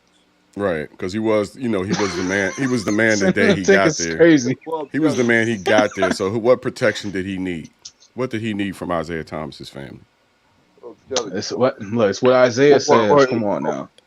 Well, he could walk in certain neighborhoods because neighborhoods was even back then was rough, and trying to make it. And he claiming that he gonna make it safe for Jordan. That's facts. Hey, whoa. Matter of fact, Isaiah Thomas came up in the south suburbs. He played for Vice East, bro. Quiz in the building. Oh, that's shout out to Quiz. What's up, Quiz? Hey, look. Quiz. I think you're in the green room, Flight. Chaz. It sounds like Chaz. That's Quiz, though, huh? Quiz in the green room. Quiz waiting to get in. Hey, I appreciate y'all for coming through because I need to stream. About to play a game? Yeah, I ain't played in a minute. And my friend bought it for me. I feel like I have to. I feel you, bro. You do a good job what you do. Yeah, I appreciate that. And it's been like a week, so I appreciate y'all. I'm gonna be here for like another 5-10 minutes though, just so I can chop it up with y'all. I appreciate y'all, man. Well, man, that was a hell of a game in Boston tonight. What you think about it, Nico? I don't know if. Are you being facetious right now? No, he ain't being facetious. He wants you to answer the goddamn question. It was a great game. What's so hard about that? Shout out my man Zen Master. Y'all go subscribe to the Black Basketball channel. You know that's the home of the Stay Lethal podcast, a Black Basketball channel exclusive. Make sure y'all go check that out. Salute to the boss man Flight. Salute to Kid Austin for the knockout, baby. No, it wasn't a knockout. It went the distance. I saw him knock him out. He knocked him down. Okay. Yeah, okay. he knocked him down. But this guy was tough. I mean, he hung in there. You know, so that's what they did. They put them in better situations where you ain't gonna knock this dude out in 2 seconds. You know. So I think Oscar De La Hoya and the crew wanted to see him, you know, see what he would look like in a bout like this. But I appreciate you, Master, for speaking on that. Appreciate y'all. Shout out to Quiz. I see. Yes, sir. We got a packed house in the building, y'all. Yes, sir. We actually watched the end of that Kid Austin fight with I guess it wasn't the end, but we definitely saw the knockdown where he twisted his jaw. Kid Austin's looking good, Flight. Shout out to you for calling it. Yeah, Keyshawn Davis is calling him out. This is about to get business about to pick up. I'm telling you. Hey, Flight. Cutting out. What does that mean? Flight. Well, let's make a question, man. You know that's fake news. Look here. Kid Austin been called out to bump for a minute, Flight. Right. So Keyshawn ain't doing nothing but reacting, Flight. He's answering that call that the young man just did. He did it on your show. What do you mean? He called the Kid Austin called them out. Right. How you gonna call out another person when he already called you out? That means what you said. I'm coming outside now. He already been called out. Keyshawn can't do nothing. Said, yeah, all right, just do this. Right. I mean, what do you mean? Right. What? Yeah, we're gonna do a live for Kid Austin. You already know what it is. But man, this was a while. Did y'all see this lake again? No, yes, definitely. No, definitely not. Yeah, we did. Hey, Anthony Davis was back. That shouldn't have lost. Anthony AD came back. That should have lost. They should have won right with AD, right? I mean, come on, man. Hold on. We ain't finished hearing Nico's response. He was asking about saying something about a facetious comment. Oh man, I'm getting notifications again on Nico on LeBron. Go ahead. Well, go ahead and mute their notifications. Okay, because Bleacher Report. What's good, Nico? Tell us how you really felt crazy about the end of that game, bro. Yeah, Nico. I mean, they obviously cheated for the Celtics. We seen that for sure. Hey man, they cheat all the time, man. No. I'm a Celtics cheated fan. For the Celtics. I'm a Celtics fan. I got to step up. That was a motherfucking foul. That was a foul as clear as day. It was a foul as clear as day. All right, let's talk about the same foul they just called for Jaylen Brown. How about that? But crazy, worse. How about the end of that? Like the end of regulation for real. These dudes called a freaking tech, and the dude shot the tech at the start of OT. Come on. Worse yet. Talk about cheating. He brought the camera out on court to show the referees the replay. Look, we've never seen LeBron James collapse like that on the court. He collapsed like 2016 finals. I thought he got shot. Exactly. No, you're right about that. That's what I'm saying. Like, it shouldn't even have come down to that, Nico. Hey, you gotta think about it, man. LeBron James is 6'9", 270, right? I can't think about LaMelo Ball. Let's think about LaMelo Ball. LaMelo Ball get fouled every night. That referee, he hardly get any calls. And one season he got injured because of it. He didn't get the calls because that was actually fucking his ass up about that. I'm just saying, man, you talking about fouls? Come on, man. Let's be real about it, though. I play basketball. Listen, you can't get every call, though. Come on. That was obvious, though. No, I know. It wasn't that obvious to me, but either way, it was a foul. You didn't see the slap on the wrist meet? You didn't see that? I mean, let's take your tag, man. Come on. Hold on. Listen. Hold on, guys. He didn't get the call. All right, I get that. But listen, let's talk about blowing the bag, okay? First off, Pat Bev bringing that camera on the court, like, first off, that's definitely a tech. But how they shoot the free throw to start, like, help me understand how you get a tech at the end of regulation, and come on, man, that's cheating. That's crazy. Extra period out of it. That makes no sense. That game shouldn't even have gone to OT. That game should have been over on the Pat Bev tech. He has to hold his composure better than that. That was stupid. cry about the call. Yeah. Go to OT, handle it there. But man, you don't bring the camera on the court. Look, And then look, quiz. Go ahead. This was a nationally televised game. Everybody in America was watching this game tonight, so we got to put on a good performance. Did Michael Jordan cry about foul? Man, he got hacked back there. The poor performance was by the refs. The refs did a horrible performance at the end of that game. You can go back and look at several areas where they messed up. But the Lakers should have not lost that game. They played like complete garbage. They did not pound the ball into the post. What's the sense in Anthony Davis being healthy if you're not going to give him the ball at the end of the game? With a mismatch on the Celtics that aren't even playing with Robert Williams. Like, yeah, the Lakers facetious right now. I know them LeBron prayer memes are about to go up. Well, look, let me go ahead and throw this out here, right? Even before the obvious flagrant slap on all his forearm meat, they gave us Patrick Beverley gave him the slightest of tap on the shoulder. They called a foul, late foul at that, for Jaylen Brown to shoot. True. One to tie the game. So LeBron James does what he does best, big body down the court, get slapped on the wrist, no call. How's that? We just called that play. Yeah. Literally. And we seen it. LeBron James had two people on him. We seen what happened.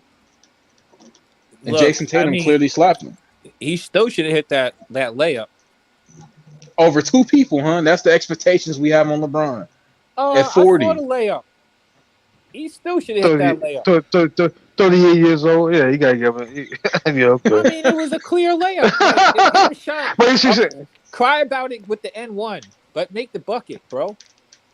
I'm not. The 2-minute report. The 2-minute report is going to say that was a foul. I have no doubt about that. It did alter his shot. It altered the trajectory of his arm. Jason Tatum is a 6'8" strong man. He's not no little kid. He definitely changed that shot. It was a foul. LeBron was valid, but he was acting for TV as well. Yeah, I know you're upset, but all that, come on, man, stop it. Wait, hold on. We're gonna act like you already got a Razzie for Space Jam 2. Now you're trying to get another one. Stop it. It's on TikTok. It's gonna be all over TikTok, man. Guys. So we're gonna act like. So we're gonna act like you don't get a call, then you blatantly do something to get a tech, right? I mean. Oh, that part. What Pat Beverley did, he knew he was getting a tech. I mean, he didn't think that he was going to bring a camera on the court and not get a tech for that, right? That game should have never even gone to OT. They're going to bring a whole new rule in for Pat Bev. Help me understand when you've ever seen a game where a person gets a technical at the end of regulation and then they tack on the technical foul free throw for OT. Tell me anybody's ever seen a game that ever happened. That 2-minute report is going to be big news when it drops. Hey, bro, you know that they did all that to just save face, though. The referees did that so they could save face. That's it. That's all it is. But don't keep that on when you give it down. They made their face look worse. Wait till the report he said. That's how the 2-minute report gonna say it all. Hey, they gonna be coaching that same game. They're gonna be coaching the same game next time too. How you gonna change the rules? How you gonna change the rules of the game? Like they literally changed the rules of the game. Well, and did y'all know this too? They changed the rules for Charles Barkley when he was playing. No. They changed the rules of the game in the middle of that game. How are they shooting a technical free throw before they had an overtime hit? I don't know. I don't know what the rules are. Somebody help that make sense. It don't make no sense. I was saying when that call to him, like, man, yeah, you gotta make that. You gotta change that rule. Like, oh wait, hold on, no. You know what? We're gonna give him 1 point in the OT before we tip off for OT on a technical foul. That was in regulation. It's all about money, man, and marketing. It's all about NBA making their back. Come on, you know it. You know why it's gotta change? It's gotta change because Patrick Beverley will do it again tomorrow if he can get away with it. It's got to change. They got to make a rule right now. Hold on, but I thought LeBron was the leader of the team. I thought LeBron was going to grab him by his coattails and lead him. I told you that. He didn't cost him the game with that tech. He could have. He got lucky in that regard, but he didn't. He didn't cost him the game because they cheated. That technical free throw should have been the end of the game. Come on. We're gonna find out with the 2-minute report. I kind of agree, but I want to wait for the rules to show up. Kind of agree. That you've never seen that in the history of this game. I just want to see what the rules say. I believe Patrick Beverly is gonna get fined, and you know why? He gonna get fined for that, and I guarantee you he will be. But hey, we'll see. Yeah, he should definitely get fined. But if it's never been, I don't know, nothing like this has ever been done before that I know of. Shit, help me out. Hey, you guys know basketball. I shouldn't have to explain this to y'all. If we was playing in high school, if we was playing in LA Fitness. I know what I would claim if it was me, but I want to know what the NBA says about this. I'm interested in hearing this too. This is going to make a great conversation on NBA TV. I can't wait to listen tomorrow when they bring all of them officials in there to talk about the NBA rules. Yeah, the NBA rule is extend that game to overtime. Evidently. Right, it's all about money. But we don't give a damn what they talk about. You're shooting a free throw on a technical foul, right? You're shooting a free throw on a technical foul, right? Yeah, you're right. Prior to OT hadn't started at that point. And not only that, I mean, so you're applying a tech to, like, that don't even make any sense. I mean, anyway, I'm interested in seeing what the NBA says about this. That's ridiculous. It's a lot of stuff I see in the NBA that makes sense, but it happens. So I say, okay. I mean, I'm interested in seeing what they say. I mean, I don't disagree with you guys about the foul at the end of regulation. I'm not really tripping on that one so much, though, because, you've seen refs swallow their whistle at the end of basketball games before, and I mean, they missed the shot. It was still going to OT, but the Lakers did not execute well at the end of regulation nor OT. I mean, they didn't run. Their offense basically came into whoever has the ball, just go to the hole. You know what I mean? Like, they didn't run no plays. Show me a play that you run. I ain't trying to be funny. How come they had Hushamava on the court? They just traded for the guy. I should have him out there. He's supposed to be so cold. I want to see what he made of. They got him coming off the bench for now. You know what's so funny, Zen? Remember when you said in your stream about his impact? Yeah, I said he's no world beater. His 6 points was making a great impact. Yeah, I mean, that last game. Yeah, but I mean, he averages 16 and 6. I think tonight he had 16 and 10. Last game he had 16 and 10. So he's 16 and 6. He's being Rui Hachimura. Just don't expect him to be, a championship. Yeah, level he's Rui Hachimura. Maker. He's not James Worthy, y'all. Right. Don't expect the world of him. Aside from that, like I said, I'm gonna say it again. When you look at the Lakers, you ain't looking at no Rui Hachimura. It's LeBron James and AD. They should be taking all of the shots. When you have Pat Beverly out there being look, and Pat Beverly was cold tonight at the end of that game. I'm not gonna lie to you. Pat Beverly was getting it done, but when you get Pat Beverly going into it's only a matter of time before he does just like what he did at the end of regulation. He should have cost them that game. Yeah, that was the part of the game. Pat Beverly having a putback dunk. Did you see their faces, Lakers fans? Did you see his teammates' faces when he made that putback dunk? They were in utter disbelief. If you haven't seen the slow-mo, go to Twitter and look at the slow-mo after the stream. You'll be amazed. Dennis Schroeder looked like he was career.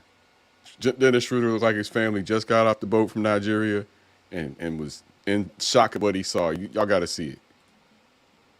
Well, what's wrong with Dennis Schroeder? He hurt or something?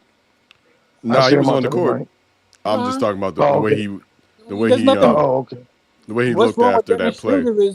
What's wrong with Dennis Schroeder is he's Dennis Schroeder. And what's wrong with everybody on the Lakers other than LeBron? He done the same play he was when he was on Atlanta. On Atlanta, Dennis Schroeder was a cold-blooded, but he got Dennis Schroeder is still a cold-blood, but Dennis Schroeder is on the Lakers. It's not that many. Like, he's not gonna drop 30 and 27 every night. Let's be real. No, but LeBron and AD there, I mean, especially AD back on the court. Remember that LeBron facilitates everything, and I mean, Pat Beverly's a point guard also, so it's not like Schroeder. Russell Westbrook's a point guard also, last I checked. So it's not like the Lakers have like this need for a consistent, third string point guard? They got guards. They definitely don't need point guards. So my point is that you're not going to see Schroeder. Like, Schroeder is the position that he was in on other teams. The Lakers don't really need him to be a every night player. You know what I mean? Like, there's just not shots for him every single night. Does it make sense? Yeah, they better make the playoffs though if they're gonna do something. Shit, you know, they look like they might make it to the playoffs. How? What are they, like 13th in the West?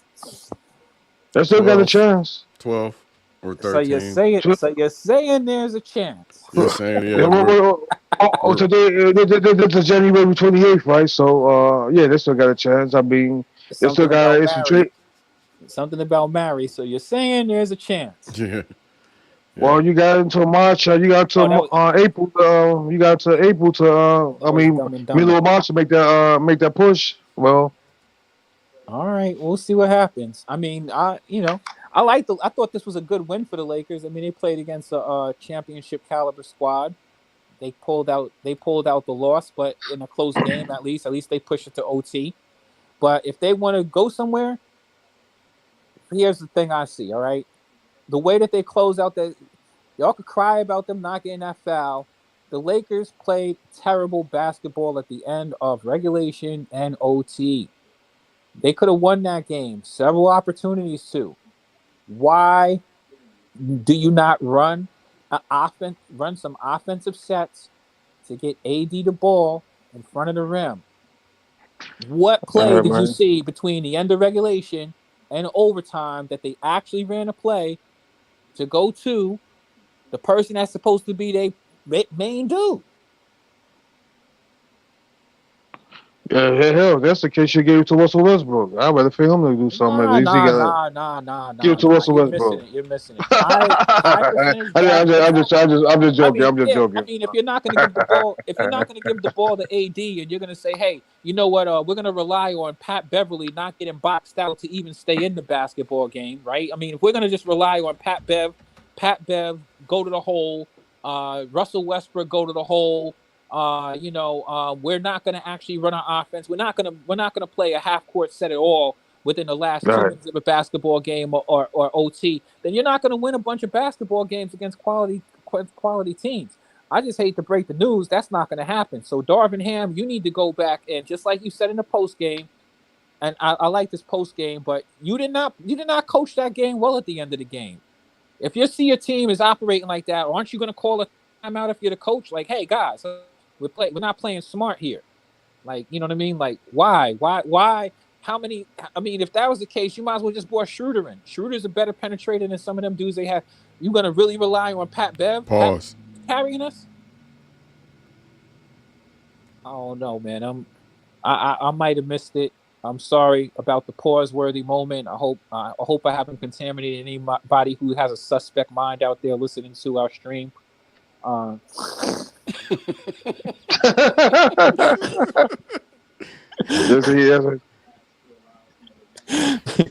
didn't mean it the way you thought I meant it.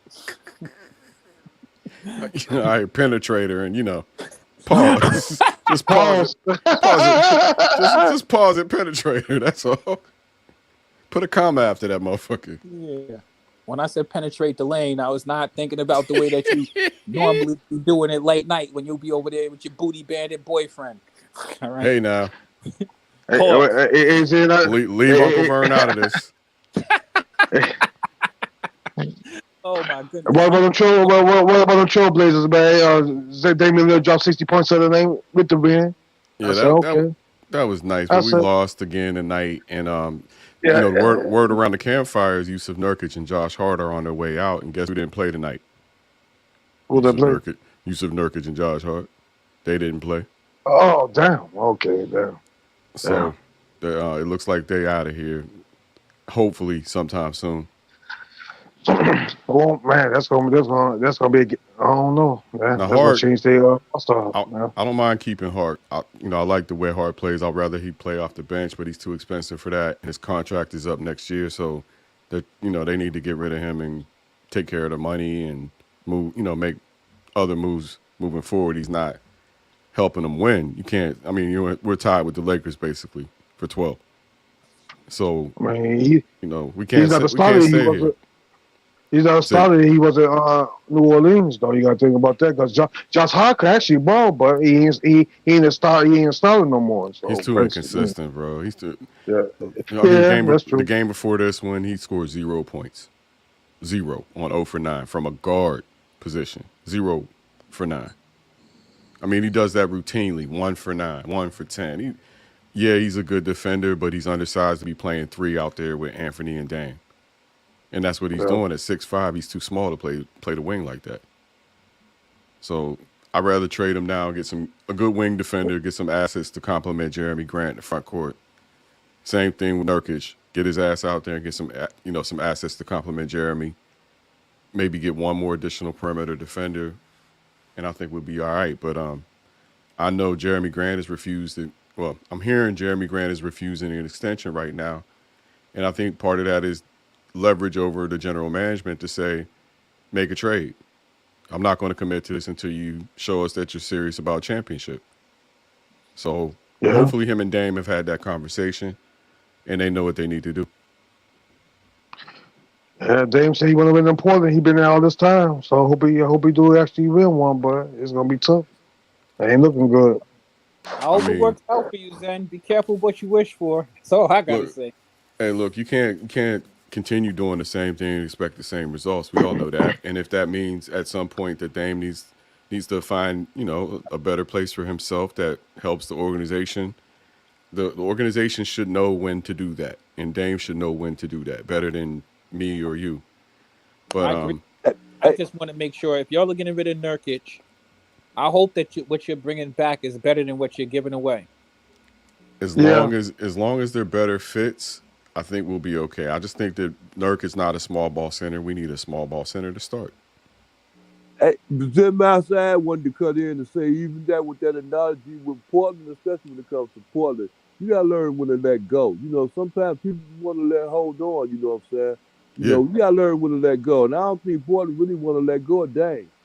See, that's where I'm at, Unc. I'll let go in the sense that I don't want to fight about it no more. I'm kind of there. All right. Well, what you think about it? Do you think Dame should leave? That's what I want to know. I think they should strike while the iron is still hot. And he's still hot, but gonna be hot where? So where would Damian Lillard go if he really? Where would Damian Lillard go to leave for Trailblazers? It would take a haul. Whoa! You act like he can't go nowhere.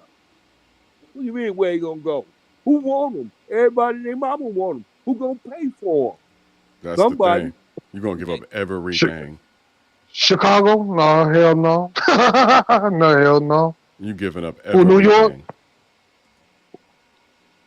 It ain't gonna work. But Zed ain't trying to raise no parade. I'm just saying that ain't go. That ship to sell, Zed Master. Well, whether or not it has is up to the Trailblazers organization. I'm done fighting about it. Uncle Vern, you had something about talking about letting go. I struggle with letting go. I don't know how you're gonna let go when Zen tried to insinuate you as a booty bandit a little bit earlier. You gonna let that go, Uncle Vern? I didn't hear that. I didn't hear that. I was on pause. Somebody tried to say make a joke on me and say something about my boyfriend or something, my booty bandit boyfriend. I said, hey, you leave Uncle Vern out of this. Oh. No, I'll play that. Zim Master, I'm gonna tell you something. I'm for real, Zim Master. I'm gonna tell you something, Zim Master. I'm for real. But I go past that YouTube thing. I see the joy and the confidence of this. I sometimes, Zim Master, look here, I'll be careful when I say this. I thank Zim Master. I thank God for YouTube. But sometimes for the internet, not YouTube, but for the internet. But sometimes you have to be careful because the internet is the devil. Is a demon to a certain extent, but not always to the other extent. Because I use it for information, Zen Master. So use that for a good cause, not a bad cause. I use it for information. And it's a lot of gigabytes in my brain, baby. I think the internet is just a mass communication device. It's the next step from the telephone. Exactly. And that's all it is. It just enables us to go. Be everything we're supposed to be. What about that information? What about that source of information? You just get it at the drop of a hair. Say again? Said, Master, you couldn't always get it. Or you got to just say, Sarah, who's my grandmama? And where she come from. And Sarah already know who my grandmama is and how famous she is, and she know where she came from. Yeah, but that's dangerous also. Nope, it's not dangerous. It's dangerous in the hands of the people that don't know what to do with it. Exactly how I know what to do with it. Sorry, Quiz. I know what to do with it. What's that? Use it for good information, for a good cause, and not a bad cause, brother. Use it for that it benefits you, and not hold it against you. So you're not concerned how your information is used on the internet? I want to be concerned if my information is right. Legit. Not fake news. Interesting. Listen, any information that you get, even if you get it out of a book, there's good information and there's misinformation. So you just got to make sure you use discernment with any information, period. First, you got to check. That's important. First, you got to check what's important. You check your sources. Keep going. Exactly. You got to check your sources, and sometimes you got to check your sources. Right. And then you derive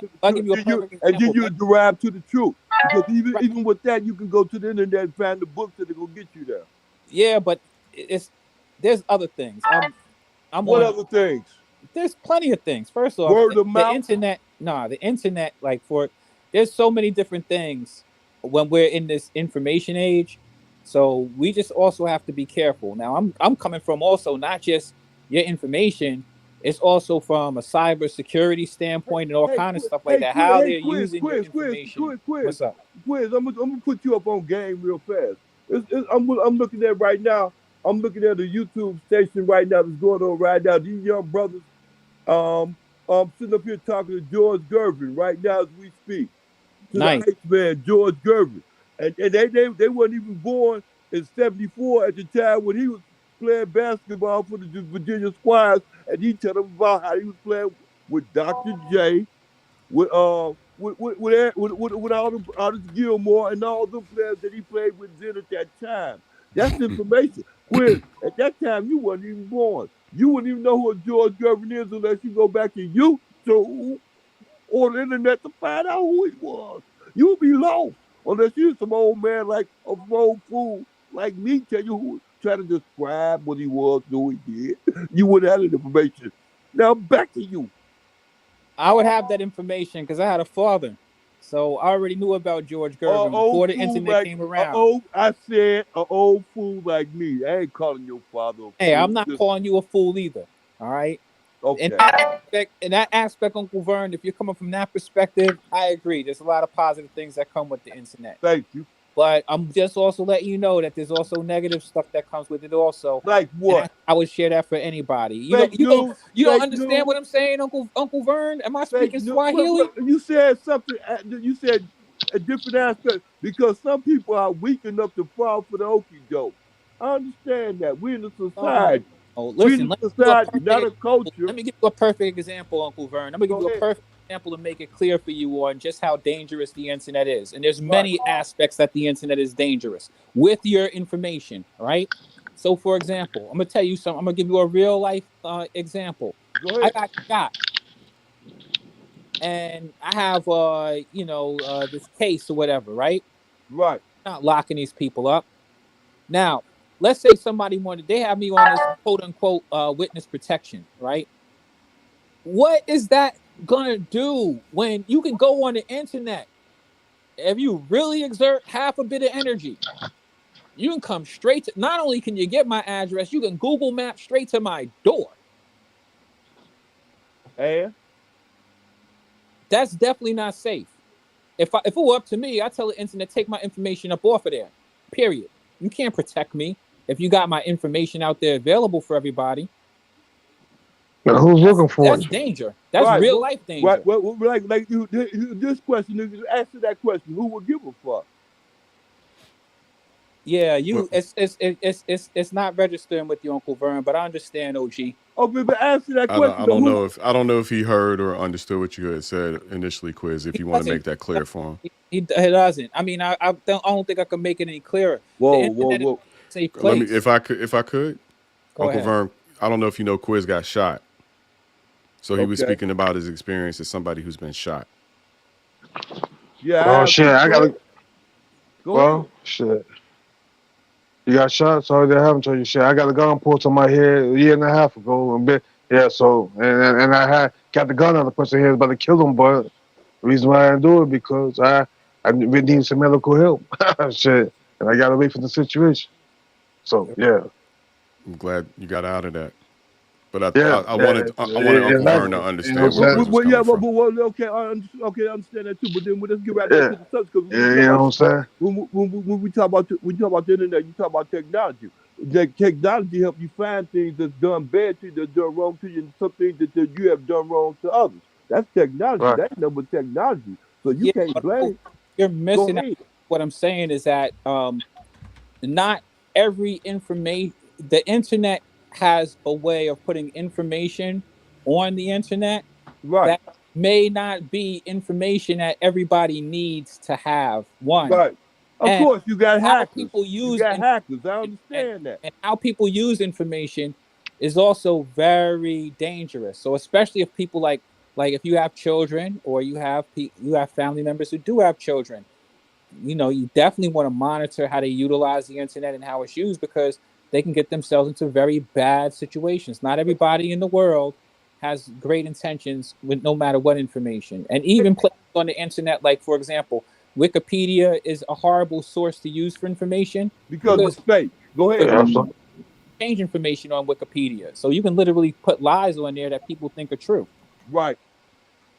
I agree. Well, yeah, Uncle Vern, check this out. Because I Google search my down, so you know what address will come up. You know, say anybody you Google search yourself, and your address will come up 9 times out of 10.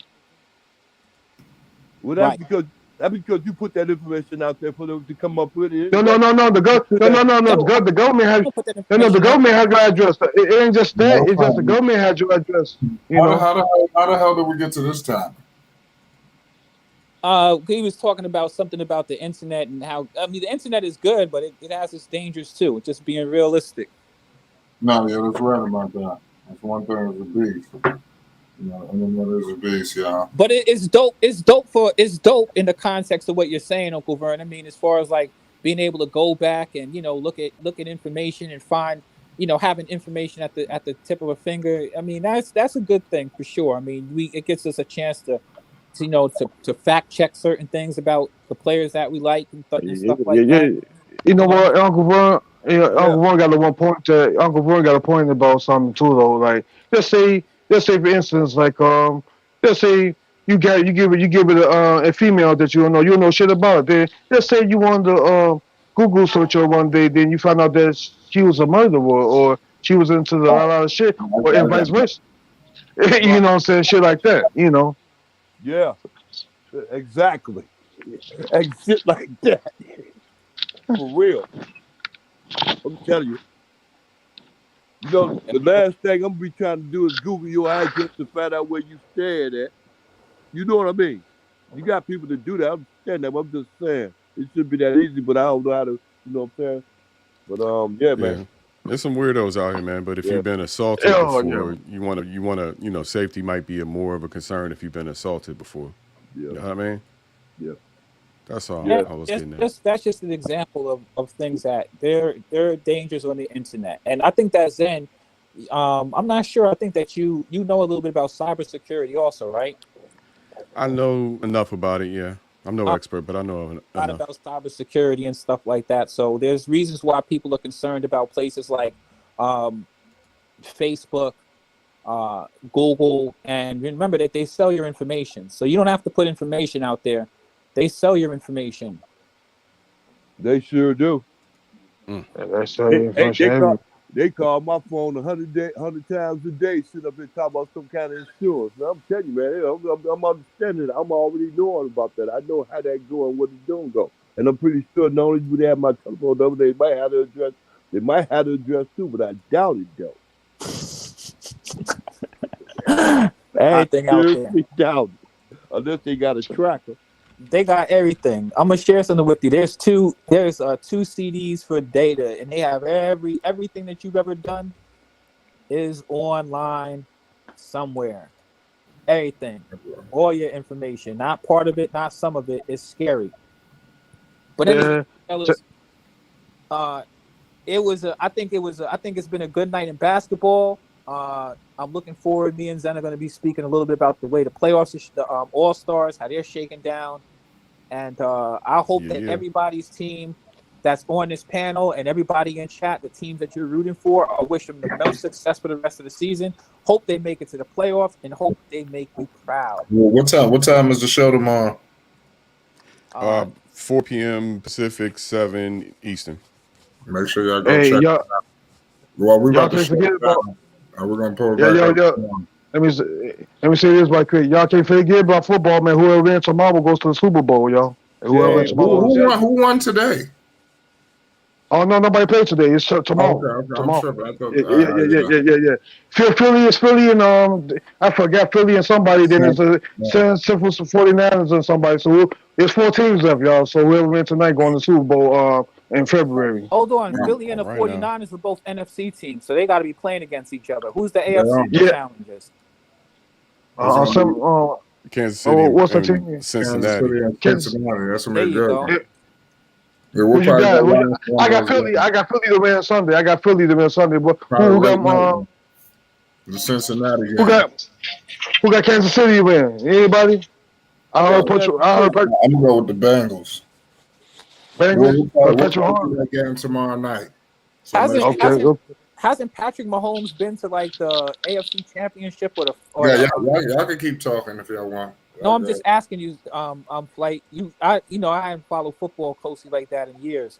But hasn't Patrick Mahomes been to either the Super Bowl or the AFC Finals championship game in the past 3 or 4 years straight? Something like that. Yeah, he won 1 Super Bowl. He's been in the championship game a lot. So he's got the experience. So that's a rematch of last year. So we're gonna be watching a rematch in that second game. Let me put this out there right quick. Patrick Mahomes got 4 losses against. He got 4 losses against the team he about to play against. So he got to win Sunday if he want to, break that streak.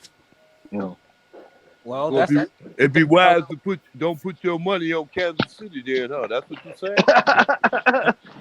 Yeah, but you know what I'm saying. But you got some risk takers though, Hey, that's why they say any given Sunday, bro. Any given Sunday. Yeah. I'm interested. Who's quarterback? Who quarterbacks for the Bengals? I don't even know his name. Joe Burrow. Joe Burrow. Yeah, that's who. Yeah. All right, I gotta go. I gotta go with Patrick Mahomes. Then I'm going with Patrick Mahomes boy. Hey, his ankle. His ankle real bad, so they're gonna give him that shot before he play. His ankle fucked up, but he gonna play. You just don't want me to. You don't want me to support the black man at all, do you, bro? You just don't want me to support this young black man. No. I'm just saying what's fact. Injuries might play a part, but we gonna see if we could work through it. You know what I'm saying? Saying, hey, you know what? Root for them, but don't put your money on it, brother. I don't know about that. Hey, look here. Put your money on 21 Black. That's 21 Black. I'm telling you. Hey, speaking of football, hey, look here. Hey, look, Quill, I'm telling you something. I'm like that too because I lost interest in a whole lot of things, boxing, all that stuff. But lately, Quiz, I've been getting interested in that stuff. You know why? Because I've been seeing some new young faces coming into this thing, and I'm getting interested in it because we're looking good now. It's getting my curiosity. And it's hard to get my curiosity up, Quiz. You know something? I'm gonna give props to my man Marquez. Marquez got me back into actually watching some football in the playoffs this year. And I was actually impressed. I thought the quality of officiating was way better. I actually watched games where they actually let dudes throw the ball and they weren't throwing the flag every other pass. They used to do that cheesy stuff. I kind of got tired of watching that nonsense. But it looks like the officiating's got a lot better in football, and the game was pretty enjoyable. So all of those who are enjoying the NFL, I hope that the team that you're rooting on, I wish him the best success. And on that note, my brothers, I am out of here. Love, peace, and chicken grease. All right, we'll pull up tomorrow, man. Peace and love to everybody, man. It's Flight Sports. Flight Sports TV, man. That's my dude. I rolls with him. You heard what the man said. It's Flight Sports TV.